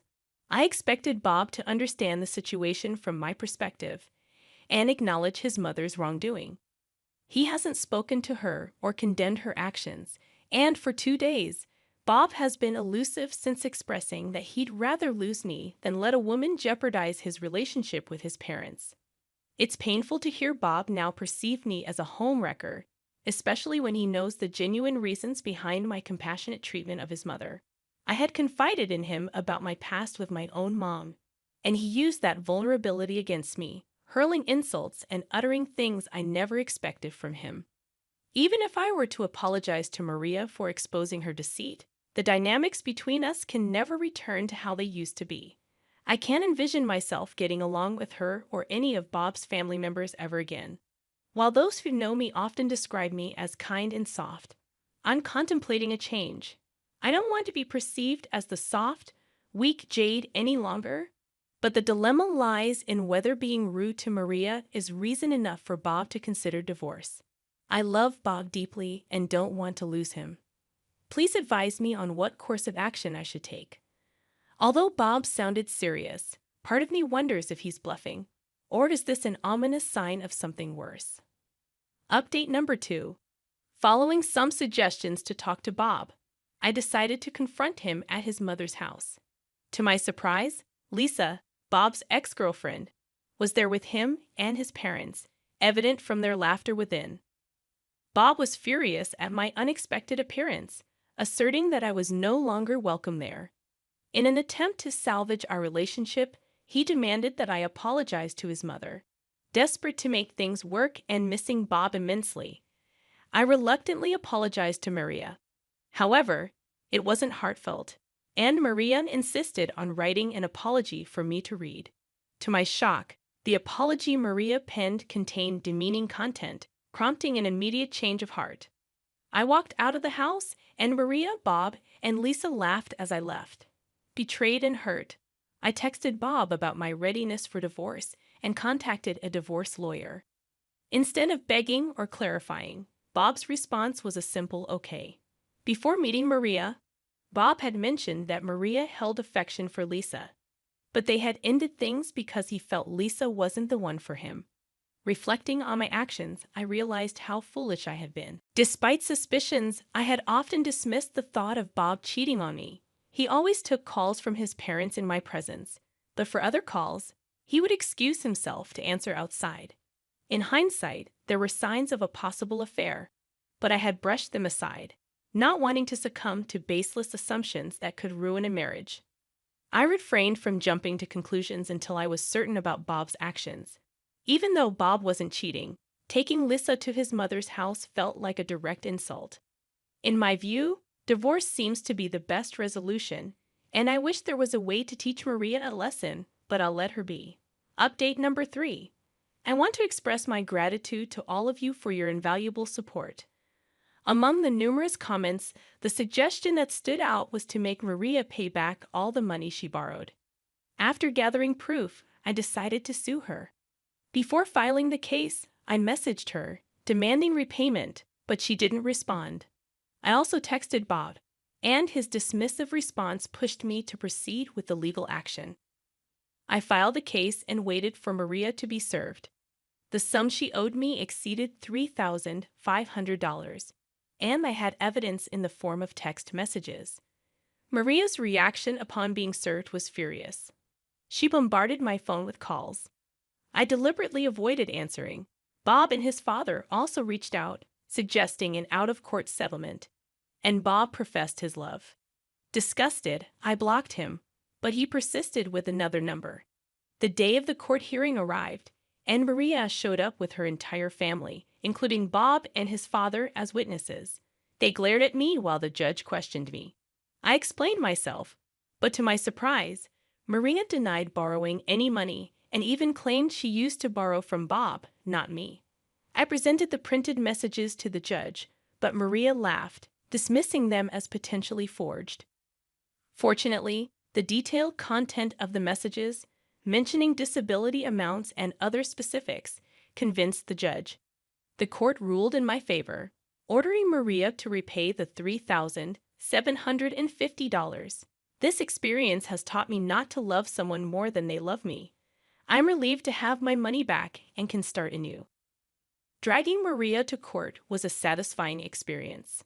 She had avoided bringing up the money after resuming work, and I hadn't asked for it, given my initial intention of helping her out of love. However, realizing the lack of genuine affection from Maria and her family, I chose to stand up for myself. Thank you all for your support. I've become stronger, wiser, and smarter because of you. Regarding the divorce, as soon as the papers are ready, I'll be officially ending things with Bob. You guys are the best, and I'm grateful for the recovery of nearly $4,000. I'd love to hear your stories about helping in-laws that backfired in the comments section below. I narrate stories like this every day, covering in-law dramas, inheritance disputes, and wedding fiascos. If you want more videos, hit the subscribe button. It greatly supports the channel. Thank you, and I'll catch you tomorrow. Remember, it's cool to be kind. See you. The Harrison family name meant something in this city. It was etched into the skyline, quite literally, with the Harrison Technologies logo crowning our 40-story headquarters downtown. My grandfather had built the company from nothing. My father had expanded it internationally. And now my Uncle Marcus was determined to keep it in the right hands. The right hands, of course, meant his son Bradley's hands, not mine. Never mind that I'd graduated summa cum laude from MIT while Bradley barely passed business school. Never mind that I'd been coding since I was 12, while Bradley still needed help setting up his email. No, in Uncle Marcus's world, the right hands meant male hands. I straightened my blazer as I walked through the marble lobby of Harrison Technologies, nodding to security guards who'd known me since I was a child running through these halls. My heels clicked against the floor. Not designer ones like my cousin Olivia wore, but practical, comfortable ones. The kind you wear when you're actually working, not just playing at it. Morning, Ms. Harrison. Tom at reception called out. Big day today. Just another shareholders meeting, Tom. He smiled knowingly. If you say so. The executive floor was buzzing with activity. Today's meeting wasn't just any shareholders meeting. It was the one where Uncle Marcus would officially announce Bradley as his successor. The fact that he'd called it 2 days after I submitted my formal proposal to modernize our entire tech infrastructure wasn't a coincidence. Sarah. Bradley's voice boomed across the office. Didn't expect to see you here. Thought you'd be off working on your little side projects. My little side projects. That's what they called my consulting work, the private contracts I took on nights and weekends. Work that had quietly built me a reputation in the tech world, not that anyone in the family bothered to notice. Wouldn't miss it, I replied, keeping my voice neutral. The boardroom was already filling up. Uncle Marcus held court at the head of the table, Bradley at his right hand. My father would have been on his left, but he passed away 3 years ago, leaving his shares to me. Shares that Uncle Marcus had been trying to buy ever since. Sarah, darling, my Aunt Patricia air-kissed my cheek. That's a interesting choice of outfit. I glanced down at my simple black suit. No fancy labels, just clean lines and good tailoring. It's practical. Of course, dear. She patted my arm condescendingly. So like you to be practical. I took my seat as Marcus called the meeting to order.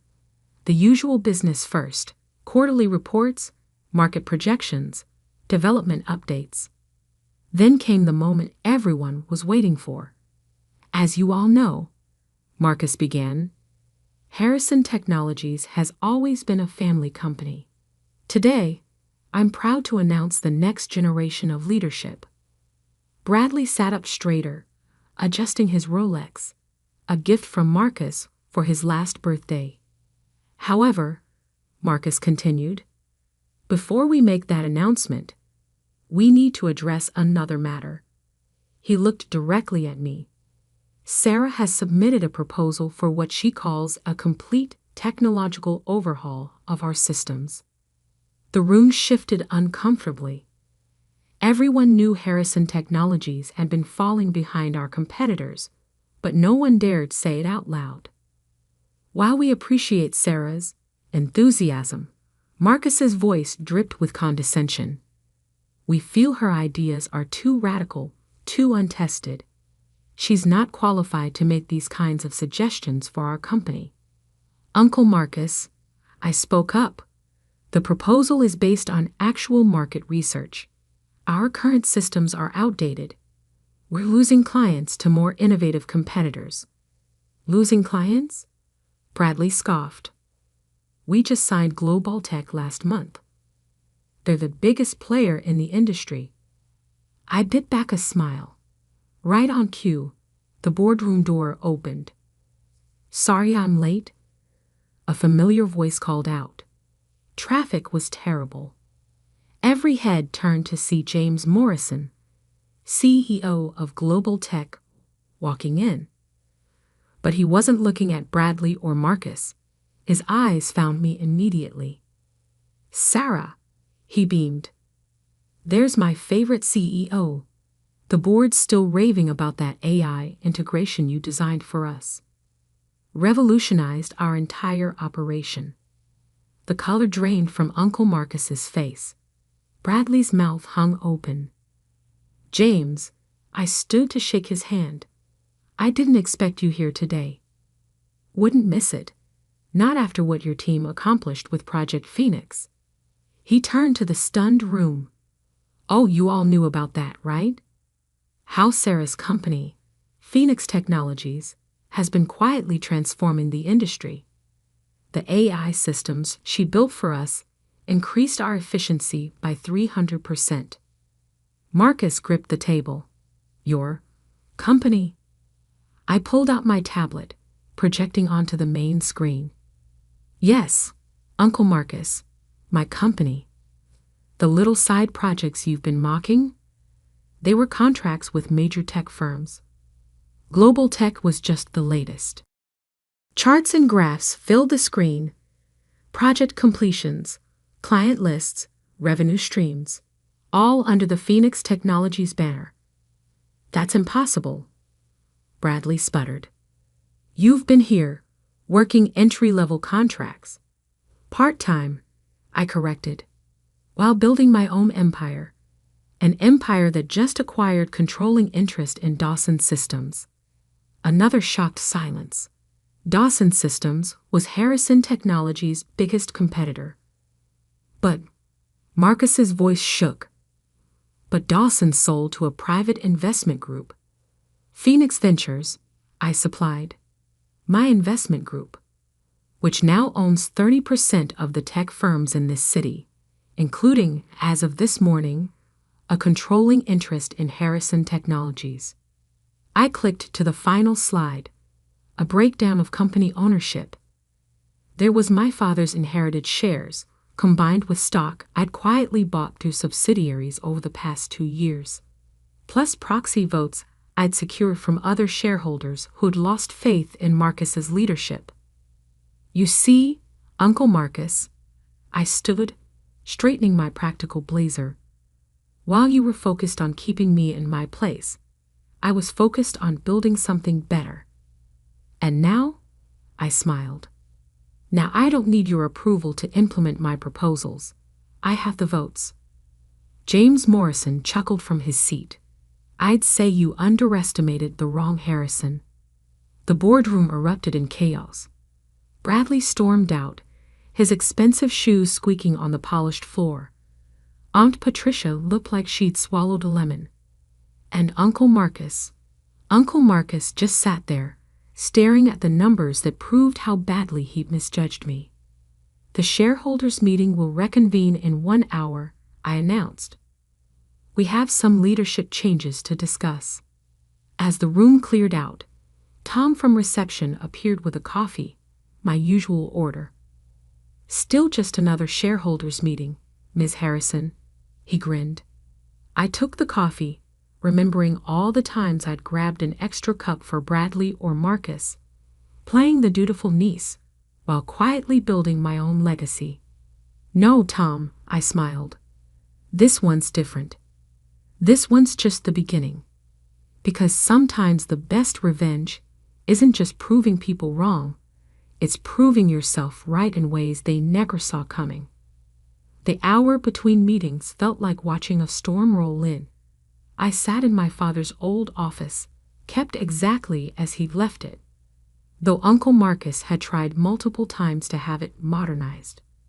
Through the glass walls, I could see the chaos unfolding. Bradley was in the break room, tie loosened, arguing furiously into his phone, probably calling his trust fund manager, checking if he could afford to leave the company. He couldn't.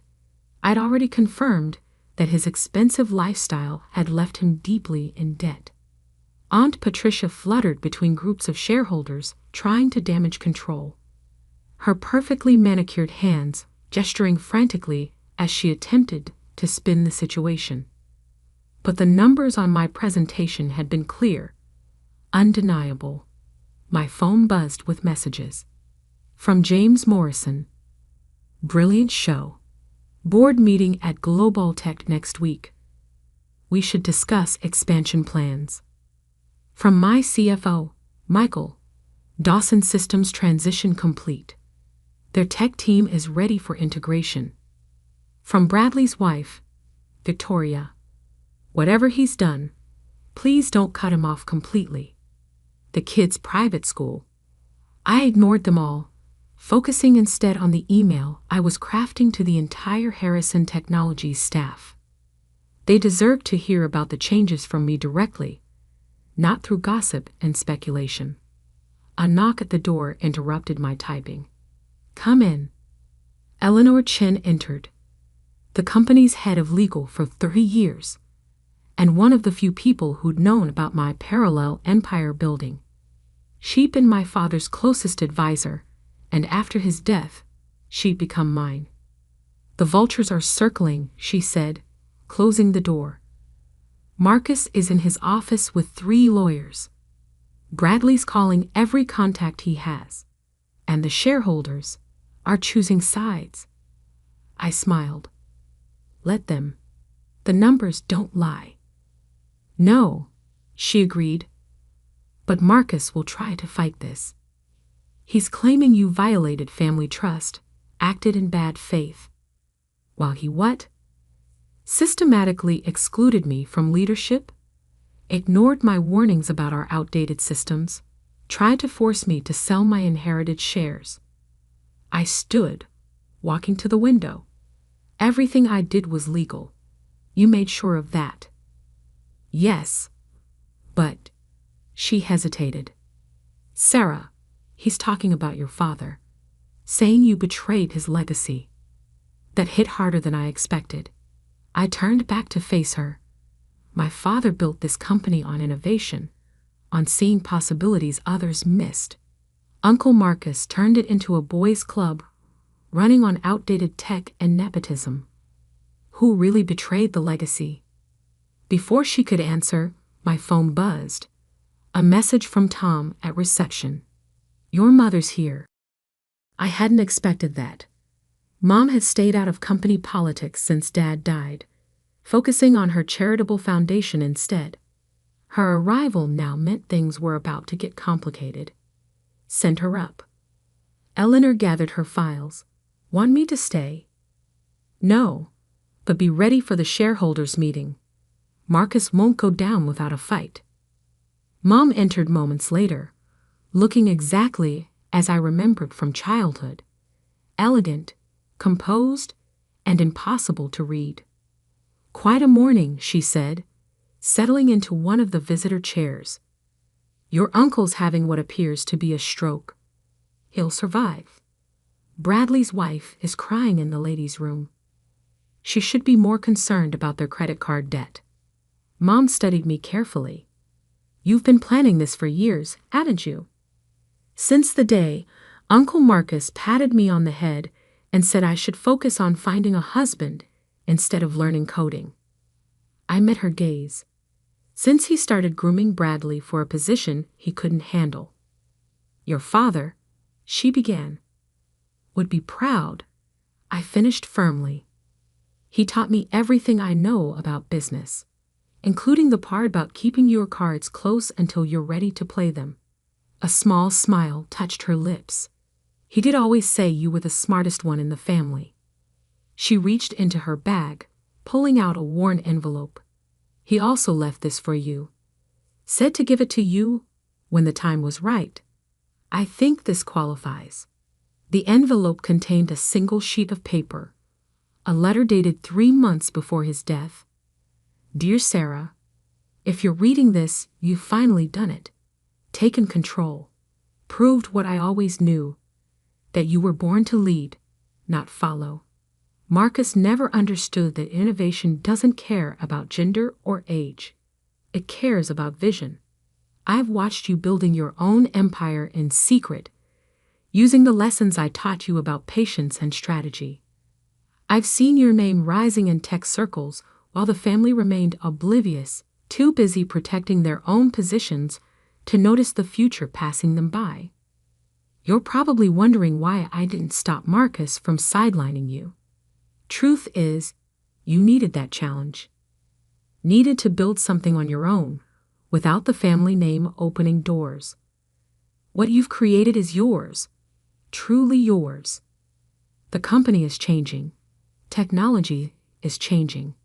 The old ways won't work anymore. Harrison Technologies needs a leader who understands that. Who can bridge the old and the new? Make me proud, sweetheart. Show them what a Harrison can really do. Loved, Dad." I folded the letter carefully, fighting back tears. Mom reached across the desk, squeezing my hand. "He knew," she said softly. "He always knew you'd be the one to save the company." A knock at the door. "Elena again. It's time." Everyone's reassembling. I stood, straightening my blazer, ready to watch Uncle Marcus's world implode. Mom smiled, a real smile this time. "Lead the way, CEO." The boardroom had transformed in the past hour. The chaos had crystallized into clear battle lines. On one side, Marcus's old guard, looking nervous. On the other, younger executives and shareholders who'd seen the writing on the wall. Bradley's seat was conspicuously empty. Marcus stood as I entered, his face tight with barely controlled rage. "Before we continue, I have something to say." "No," I cut him off, taking my place at the head of the table. "You've done enough talking." For years, actually. I nodded to Eleanor, who began distributing folders. "These are the new organizational charts, effective immediately. Harrison Technologies is merging with Phoenix Technologies. Our systems will be fully integrated within 6 months." "You can't do this." Marcus slammed his hand on the table. "This company is my legacy." "No, Uncle Marcus, it's my father's legacy, and he left it to me for a reason." I clicked to the first slide of my new presentation. "Now let's talk about the future. The real future, not the outdated version you've been clinging to." As I outlined my vision for the company, AI integration, quantum computing, blockchain innovation, I watched the room shift. The old guard's resistance crumbling in the face of actual progress. The younger executives leaning forward, energized by possibility. James Morrison, still there from earlier, caught my eye and nodded approvingly. He knew what this meant for the industry. Knew that Harrison Technologies was about to become a true tech leader again, not just a family business running on reputation. Uncle Marcus stayed silent, but his face said everything. The empire he thought was his was slipping away, transforming into something he couldn't control or even understand. And I was just getting started. "One more thing," I said as I concluded the presentation. "Bradley's office will be converted into our new AI development lab. He can clear it out by tomorrow." Because sometimes the best revenge isn't just taking control, it's using that control to build something better than they ever imagined possible. 1 month into my leadership of Harrison Technologies, the changes were already visible. The stuffy old executive floor had been transformed into an open concept innovation hub. Bradley's former corner office now housed a team of AI developers, their whiteboards covered in algorithms that would have made him dizzy. I sat at my desk, my father's old desk, reviewing the latest project proposals when Maya, my new executive assistant, appeared. "Your uncle's here." I didn't look up. "Which one?" "Marcus. He's different today." That made me pause. Uncle Marcus had spent the past month alternating between threatening legal action and attempting to rally old board members against me. Last week, he'd even tried to suggest to the press that I'd somehow coerced my father into leaving me his shares. Different how? No suit. No lawyers. He looks tired. I checked the security feed. Marcus stood in the lobby, wearing chakis and a polo shirt, an outfit I'd never seen him in before. He kept touching the visitor's badge like it was burning him. Send him up. While waiting, I pulled up the latest company numbers. Share price up 40% since the merger announcement. 3 new major clients signed. Employee satisfaction scores highest in company history. And most tellingly, our technological capabilities now ranked in the industry's top 5, up from 20th place under Marcus's leadership. He entered without his usual bluster, looking older than I remembered. "Sarah," he gestured to the chair across from me. "May I?" I nodded. He sat, taking in the changes to the office. Dad's old awards still lined the walls, but now they shared space with cutting-edge tech displays and real-time system monitoring screens. "The lobby's different," he said finally.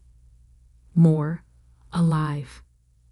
We removed the barriers between reception and the innovation lab.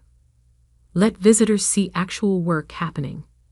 "I saw Bradley yesterday," he continued. He's not doing well." I pulled up another screen.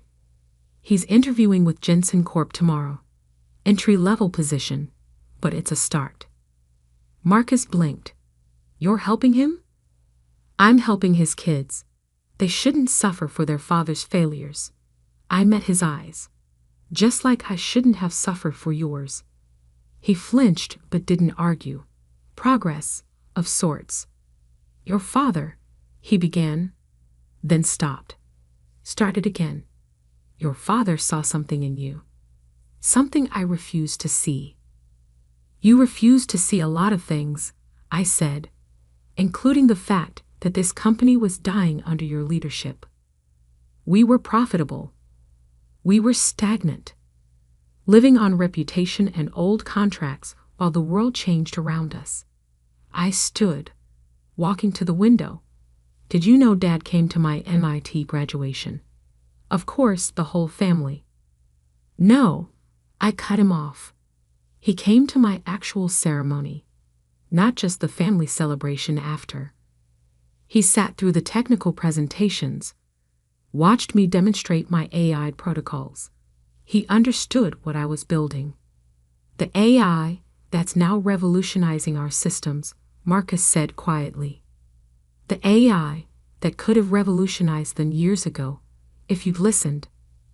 I turned back to face him.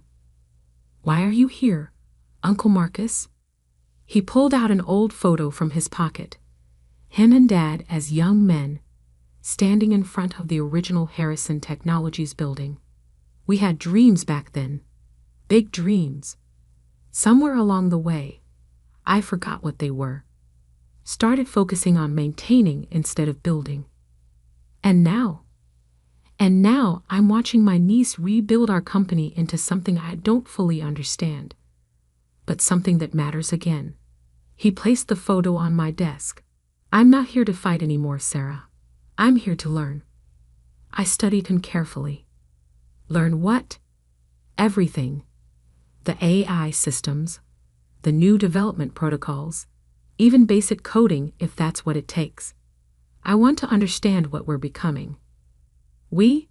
If you'll have me, not as an executive, not even as a manager, just as someone who wants to be part of the future instead of clinging to the past.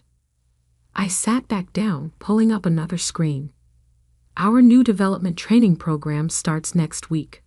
4 months, intensive study. Most participants are fresh out of college. I'd be the old man in the room. You'd be a beginner, like everyone else. I met his gaze. No special treatment. No family shortcuts. Just hard work and actual merit. Think you can handle that? For the first time in years, I saw genuine humility in his eyes. I'd like to try. Monday, 8 a.m. sharp. Don't be late. I turned back to my work, then added, and Uncle Marcus? Leave the suits at home. Developers care about code, not clothes. He stood, straightening his polo shirt self-consciously. Thank you, Sarah, for not just pushing me out. That's not what Harrison Technologies is about anymore. We build things here, including people. After he left, Maya brought in the afternoon reports and a fresh coffee. Bradley's wife called, she said. The kids' tuition is taken care of through next year. Anonymous donation. I nodded. Good. And the new tech scholarship program? Fully funded.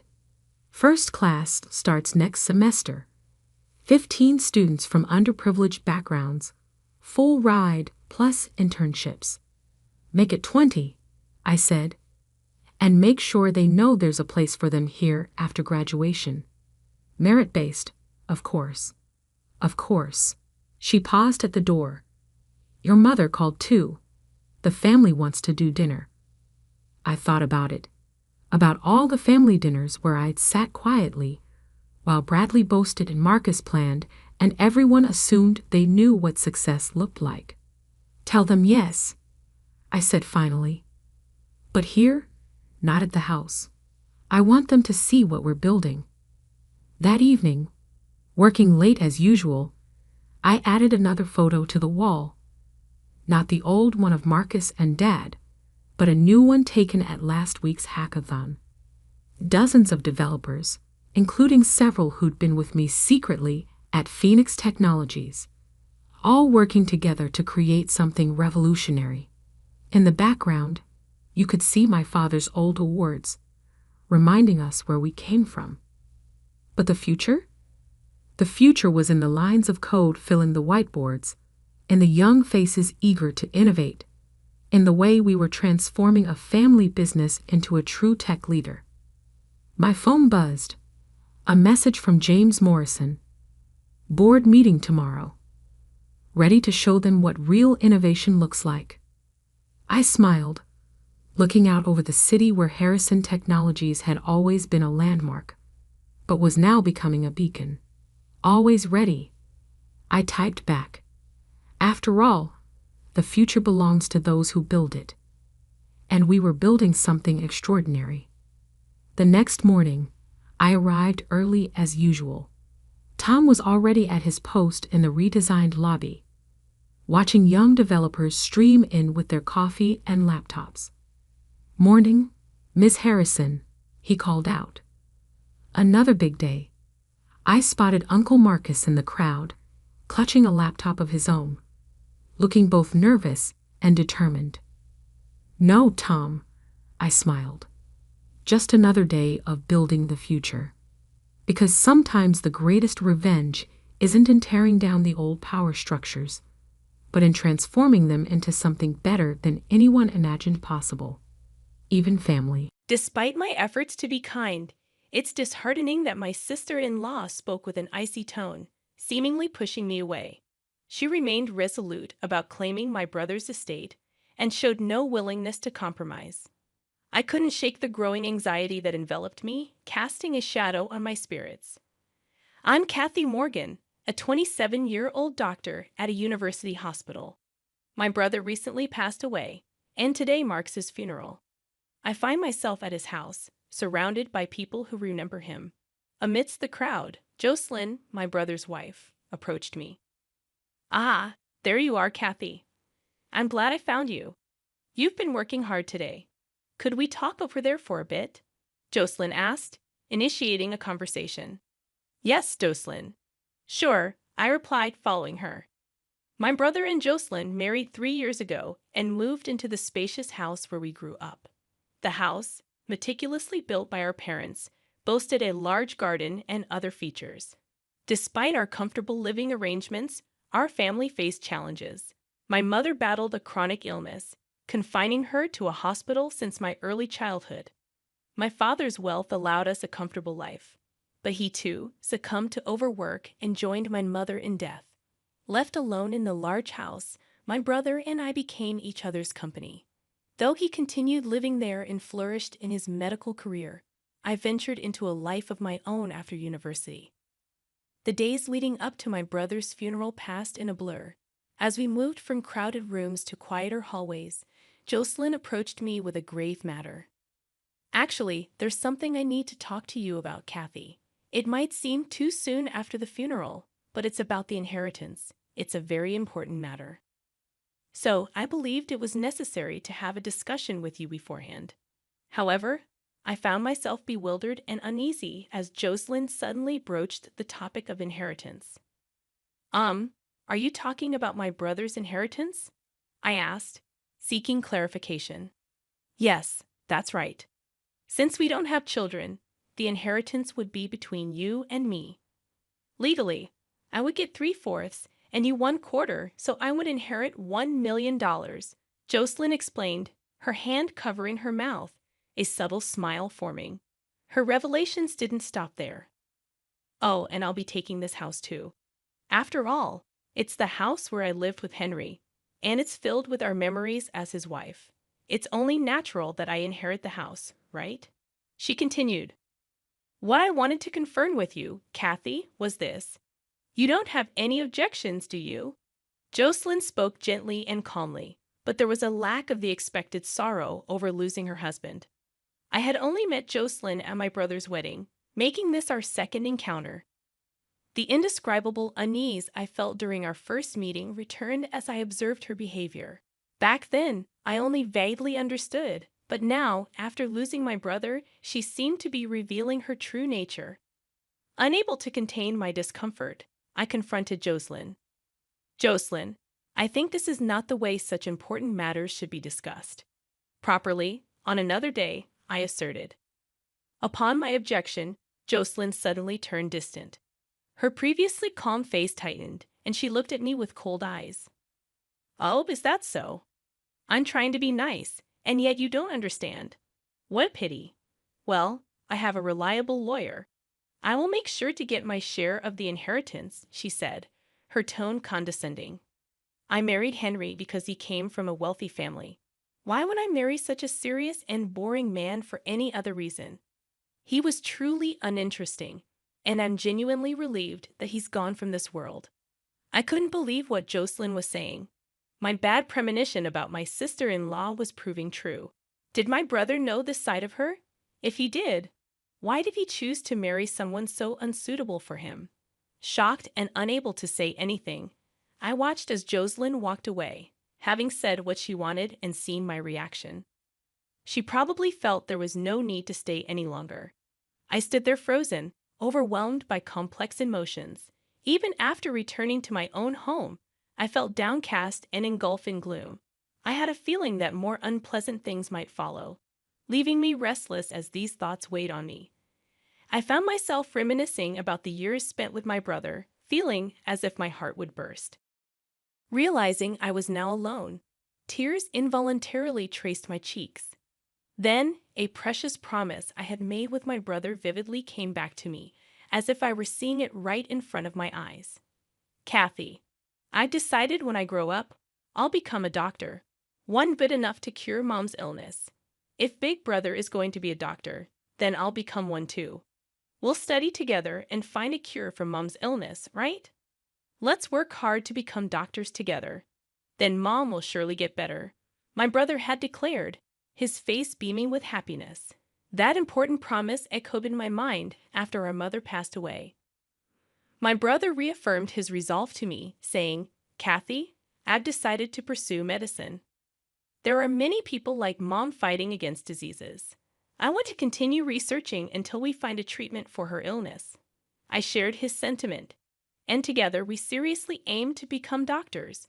But now my brother is gone, and I felt the weight of working hard for both of us. 3 days later, a problem arose. I received a call on my cell phone from the hospital where my brother had worked. The caller, Robert, a subordinate of my brother, apologized for contacting me suddenly and expressed a need to discuss something regarding Henry's wife. Agreeing to meet at the hospital, I waited in the cafeteria for Robert. He soon appeared and got straight to the point after a brief greeting. He explained, "Actually, yesterday, Jocelyn suddenly came to the ward. She brought some sweets, saying my husband received great care here. Then she asked who was the closest to her husband among his colleagues." Describing Henry as kind and dependable, Robert recounted their college days and work experiences. However, Jocelyn's line of questioning seemed to change, as if she was probing for something more. She then asked, "Is there anything my husband was hiding from me?" Instinctively feeling that getting further involved was dangerous, I answered, "Not that I know of." Suddenly, Jocelyn raised her voice, demanding to see where her husband's belongings were. She insisted that she could check them right there, threatening consequences if anything hidden was found. Understanding that Jocelyn was searching for something related to the inheritance, Robert explained that he refused her request, citing the confidential and personal nature of the ward. However, she was later seen wandering around the hospital, probing other staff. I couldn't forgive Jocelyn for barging into my brother's workplace and troubling unrelated people. Deciding it was best to meet with her directly and settle things, I thanked Robert and was about to leave when Jocelyn appeared at the hospital entrance. It seemed like she was planning to probe around the hospital again today. Noticing me, Jocelyn approached and spoke. "Oh, Kathy, what are you doing here? Were you thinking the same thing, perhaps?" I found myself speechless, maintaining a silent demeanor as Jocelyn suddenly burst into laughter. "You're searching too, aren't you? You don't have to hide it. Searching for what? Pretending you don't know Henry's will. He must have thought that if I got it, nothing good would happen. He would have written a will to prevent me from getting the inheritance.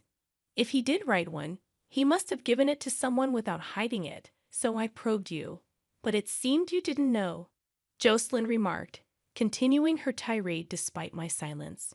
"But really, Henry's sister, not knowing anything, he must not have trusted you. You didn't hear anything even when Henry was suffering, did you? Henry didn't rely on you, it seems," she continued, her words hitting me like a barrage. My head spun, and I gradually lost track of what my sister-in-law was saying. "Given your reaction, you really didn't know. About a year ago, I noticed Henry's demeanor was different, so I asked him if something was wrong. Then he said he might be ill with the same disease as your mother. He looked very troubled. His complexion was poor too. Henry was often busy and away, and I was out too, so we didn't see each other much at home. But I noticed something was wrong with him. He must have been suffering mentally. As for me, I married him thinking I'd never have to worry about money. To be burdened with caring for a chronically ill husband was the last thing I wanted," Jocelyn confidently explained, seemingly unaware of the impact her words had on me. In shock, particularly about Henry suffering from an illness, I stood there stunned. Henry sounded normal during the occasional phone calls. He must have hidden it, not wanting to worry me. But I should have noticed something was wrong. We were the only siblings, and I didn't even know that he was suffering from the same illness as our mother. It was terrifying, especially since I had witnessed our mother suffer from it. While I was lost for words in shock, Jocelyn pressed on. "Are you blaming yourself, Kathy? Honestly, you and your brother are too serious and gloomy. It's sickening. I can't wait to get the inheritance and say goodbye to such dreary people." After her cutting remark, Jocelyn was about to leave when Robert's voice came from behind me. "Excuse me, is this really a conversation to have in the middle of the hospital? Frankly, it's a disturbance. There are other patients here, If you're done, please leave. Robert, is that you? Were you eavesdropping just now? That's very polite of you. Even if Jocelyn raises her voice, if it's a conversation I don't want to hear, I can't help but overhear it. Jocelyn retorted, turning around with a surprised expression. Ah, Dr. Hansen, weren't you abroad? When did you return? Ah, yes, that's right. I departed from there the day before yesterday and just returned. I was supposed to come back sooner, but my flight was delayed. You're Kathy Morgan, Henry's sister, right? I was just about to go see you. This is perfect timing. Yes, I am Henry's sister. I awkwardly responded to the sudden conversation. Scott, seemingly searching for something, began rummaging through his bag. Where is it? Ah, here it is. Here you go. This is Henry's will. He asked me to give it to you if he died. Sorry, it's late. I'm glad I could finally deliver it, Scott explained, handing me Henry's will enclosed in a brown envelope. I couldn't help but wonder why my brother gave the will to Scott. Why did my brother give this to you, Scott? I know, right? I've been friends with Henry for a long time. You might not remember me, Kathy. Do you recognize this? Scott showed me 3 moles on the back of his right hand. As a child, I saw those moles and said they looked like the Big Dipper. Ah, those moles. Could it be Scotty? Scott used to live nearby and was my brother's best friend. I affectionately called him Scotty, and we often played together. He moved away in high school, and I had completely forgotten about him. Kathy, you remembered. That's great. I reconnected with Henry when I became a doctor. I'd always felt we were similar, but I never imagined we'd end up in the same profession. Henry talked about surprising you with our reunion, but then he found out about his illness. That's when he came to me with a request. He knew I also had a law degree, so I guess that's why he trusted me with his will, Scott explained. Finishing his explanation, Scott turned toward Jocelyn, addressing her with a cold tone. Ah, about the inheritance, you might want to give up. Deceiving a kind-hearted person like Henry might work, but not with me. Unfortunately for you, Henry was aware of your cunning nature. He asked me to watch over his wife in case something happened to him. I've been getting reports from his subordinates about your abnormal behavior, Jocelyn. You were planning to find the will, forge it, and claim the inheritance, weren't you? But if it's too late now, it's in your best interest to back off quietly. Besides, Henry said the right use of the inheritance is something only my sister Kathy would understand. I see, so that's how it is. But to trust a sister who didn't even know about her brother's illness to leave a large sum of money to such a young girl, really, what was he thinking? Who knows what she'll use it for? Jocelyn maintained a defiant attitude, but her face had paled slightly. Looking around, I noticed a crowd had gathered due to the commotion. Among them were young doctors talking to each other. Hey, isn't that the person who wrote that paper and made headlines recently, right? I was thinking the same. That's Kathy Morgan, Henry's sister. I read her paper on rare disease research, and it was truly impressive. I heard she's going to do research abroad soon. The conversation among the young doctors caught the attention of other medical personnel, causing a buzz in the area. More discussions were overheard. Isn't that Henry Morgan's wife causing a scene? She's famous for being seen around Fifth Avenue. Oh, well, that's true. Shopping for luxury brands, going on trips, living a flashy life. I heard she's been supporting a gigolo. Maybe she's after the inheritance. That's possible. I mean, she's been wandering around the hospital, asking questions. It's creepy. Amidst various conversations, I realized I hadn't yet checked the will from my brother. I peered into the brown envelope in my hands. Inside, there was a piece of stationery and a white envelope marked Will. Upon opening it, I saw it began with "To Kathy" in my brother's handwriting. As I read through it, I was so shocked by the contents that I instinctively handed the will to Scotty. Scotty, this is... After reading the will, Scotty smiled quietly and addressed Jocelyn. Jocelyn, it seems you've lost. Henry was planning to end his marriage with you. The letter says so. About the marriage certificate you forced him to write. It seems Henry never submitted it, so he wanted to assure his sister that she could rest easy. You and Henry were effectively in a common law marriage. You never had any right to the inheritance in the first place. That's a lie. There's no way he would do such a thing. Jocelyn's momentum faded, and she began muttering quietly to herself. Kath, can I see that envelope too? May I? Oh, sure. Scotty peered inside the brown envelope and confirmed its contents, then added another blow. Here's the official will as well, Jocelyn. If you want to see for yourself, I won't stop you. Feel free. Jocelyn's face turned ashen, and she looked visibly upset. She seemed at a loss for words, her lips trembling. Continuous criticism of Jocelyn rose from the onlookers. Jocelyn, now without an escape, was frozen in place. Soon, the hospital's administration, alerted by the commotion, had the crowd dispersed to their respective duties. When I looked up again, Jocelyn was gone. After that day, she disappeared from our family home and never reappeared before me. Following my brother's will, I inherited the estate. My research paper on the rare disease that affected my mother and brother received high acclaim, leading me to relocate overseas to continue my research. Part of the inheritance was used as a donation to help those suffering from the rare disease, and the rest was allocated for research funding.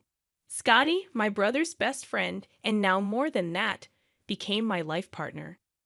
We, as medical colleagues working abroad, are planning to register after our marriage this June. Our hope to free more people from the grip of the disease that afflicted my mother and brother remains unchanged. Together as husband and wife, we aim to continue our research, supporting each other along the way.